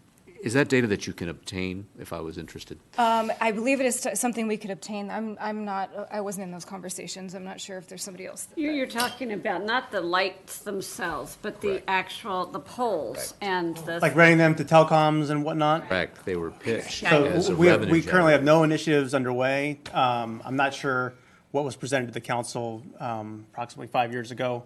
It's certainly something that we could look into, but there's nothing currently on the books or being recommended for funding right now. Thank you. Thank you, Mr. Kennedy. Ms. Montano. Thank you, Your Honor. Yeah, purchase of power poles. Didn't I speak against that? Didn't I speak against that? Don't I get to say I told you so? Well, if we can put solar on reservoir, I don't know where we would put them. I mean, it's wide open. There's no shading over it. I understand. I appreciate the glare, but I'm thinking they would be pointed. They need to be pointed southwest for the most part. So I don't know who they'd be, because to the south of Peck is Polywog. So I have a hard time if we can't put them there. I don't know. But when we talk about putting up there, my vision is to power Polywog. The lights, there's options there. I think that we should follow up on that, though, before they become pickleball courts. But Yes, pickleball courts. yes, the neighbors would love that. Anyway, yes, I would like to see that followed up on fairly soon. How long until it comes online? The reservoir, we're looking at this summer, June, and then the treatment plant will follow by the end of the year. So we have 6 months. You can always put them back on. You can always come on. All right. So placeholder for that one. I guess the follow-up, if I may. Please. It's just simply, I would want to make sure that there's something, that nothing is overlooked now while we're still in the completion phase that would facilitate the addition of solar later. And I think that was the reason for my question, because obviously we can make this decision later. But is there something that should be done now before the reservoir goes online? I don't think so. The reservoir is going to remain as you see it here. Obviously, So the I mean, it's not done yet, but the roof will be wide open, and we can play with that in the future. Everybody good? All right, please, Kathy, continue. Sure. Okay. So the next item that we wanted to follow up on, we were asked to put together a list of priorities or make it clear what our work plan is for next fiscal year, which I've put together a fairly comprehensive plan for next fiscal year, which encompasses 62 projects that we're planning. So I am happy to dive in and go over every single one of these if you'd like. Or I could focus on the new ones that we're proposing for next year that weren't previously approved. If there's a preference, I'm willing to. Question from there. Councilor Haworth. Just a question on, so the numbers to the left indicate the priority. or just reference? They're just numerical. There's 84 projects total. So these are not listed any kind of priority number. So what this table shows you, I'll just describe it very quickly. So this was attachment 4 that came out last night. So it's got the project title, and these line up with the way that it's with it's lined up in the bigger chart that looks like that we went over last week. So it's in the same order as that chart. And then there's a column for total funding as represented in this proposed CIP, and then fiscal year 2024 completion. So that is describing what we in Public Works are planning to accomplish in the next fiscal year.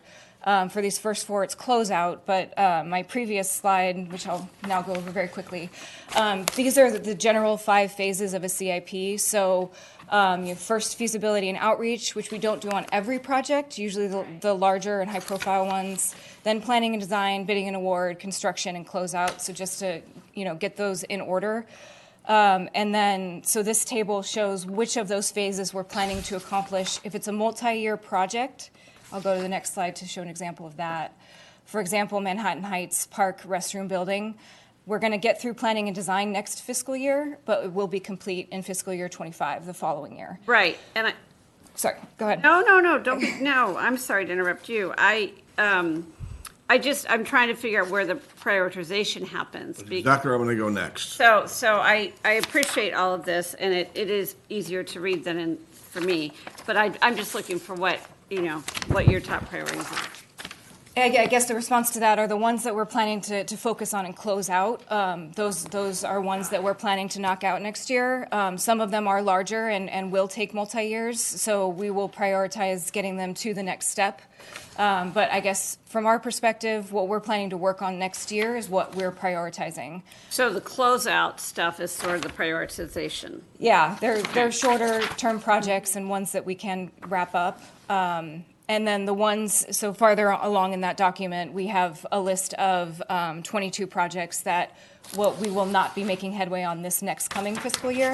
They are slated to be worked on in the out years. So those are, I guess you would consider lower priority projects. Or they're priority projects. We're just not working on them yet. Mr. Mayor, go ahead. So, and is it that the projects are they necessarily more prioritized, or are they simply, let's call it low-hanging fruit, it's easier to close out this year? I want to be sure that you're not selling your priorities, right? Well, this one's easier, so we're going to mark this an easy. I don't mean easy, nothing's easy. We're going to mark this as close out by the end of the year. We know we can get that done. But actually, this other thing, even though it's going to take 2 years or 3 years, is more important. So we do look at that very carefully, and we coordinate with our sister departments on what their priorities are, what they're hearing from community and their staff. Some of it is based on regulatory need. We need to get it built by a certain time. So yes, we do look at that carefully in terms of what we prioritize to work on next year. Yeah.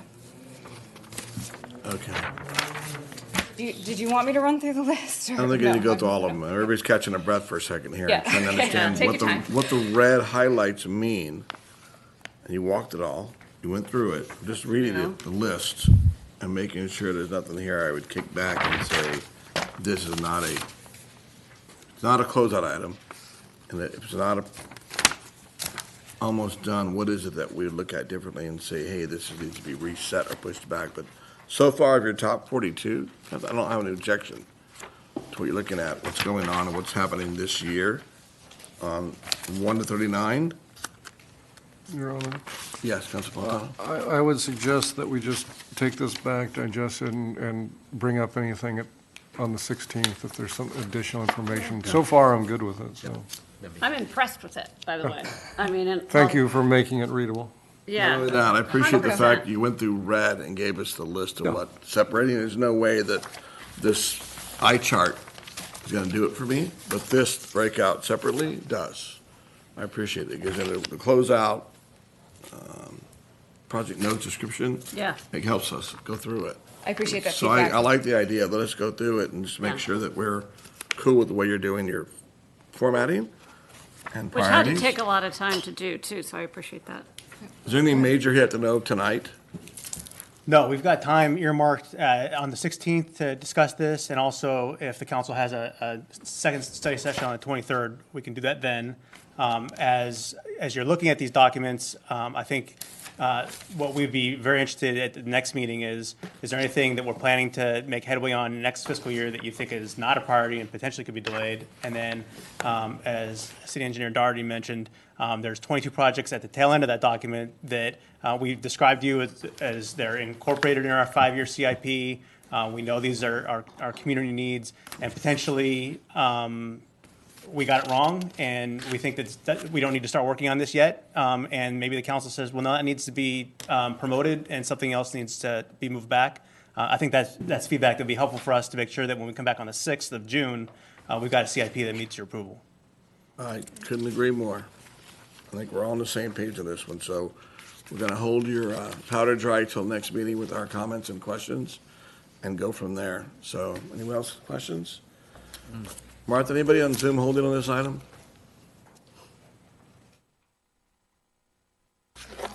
No public comment? All right. We'll close public comment. Director, City Manager, any comments you want to put on there before I move on here? Yeah, there's nothing further. So we can just look forward to next week's meeting and get further comments from the council. Okay. Everybody hold on. I want to make sure I follow Lisa and Martha's direction here. What do we have for our next meeting? Where and when? There's no notes for adjournment. I wonder when we're adjourned to. And we're going to be adjourning to next Tuesday's May 16th meeting here at City Council Chamber, 6 p.m. 6 p.m. Thank you all for being here, and good night.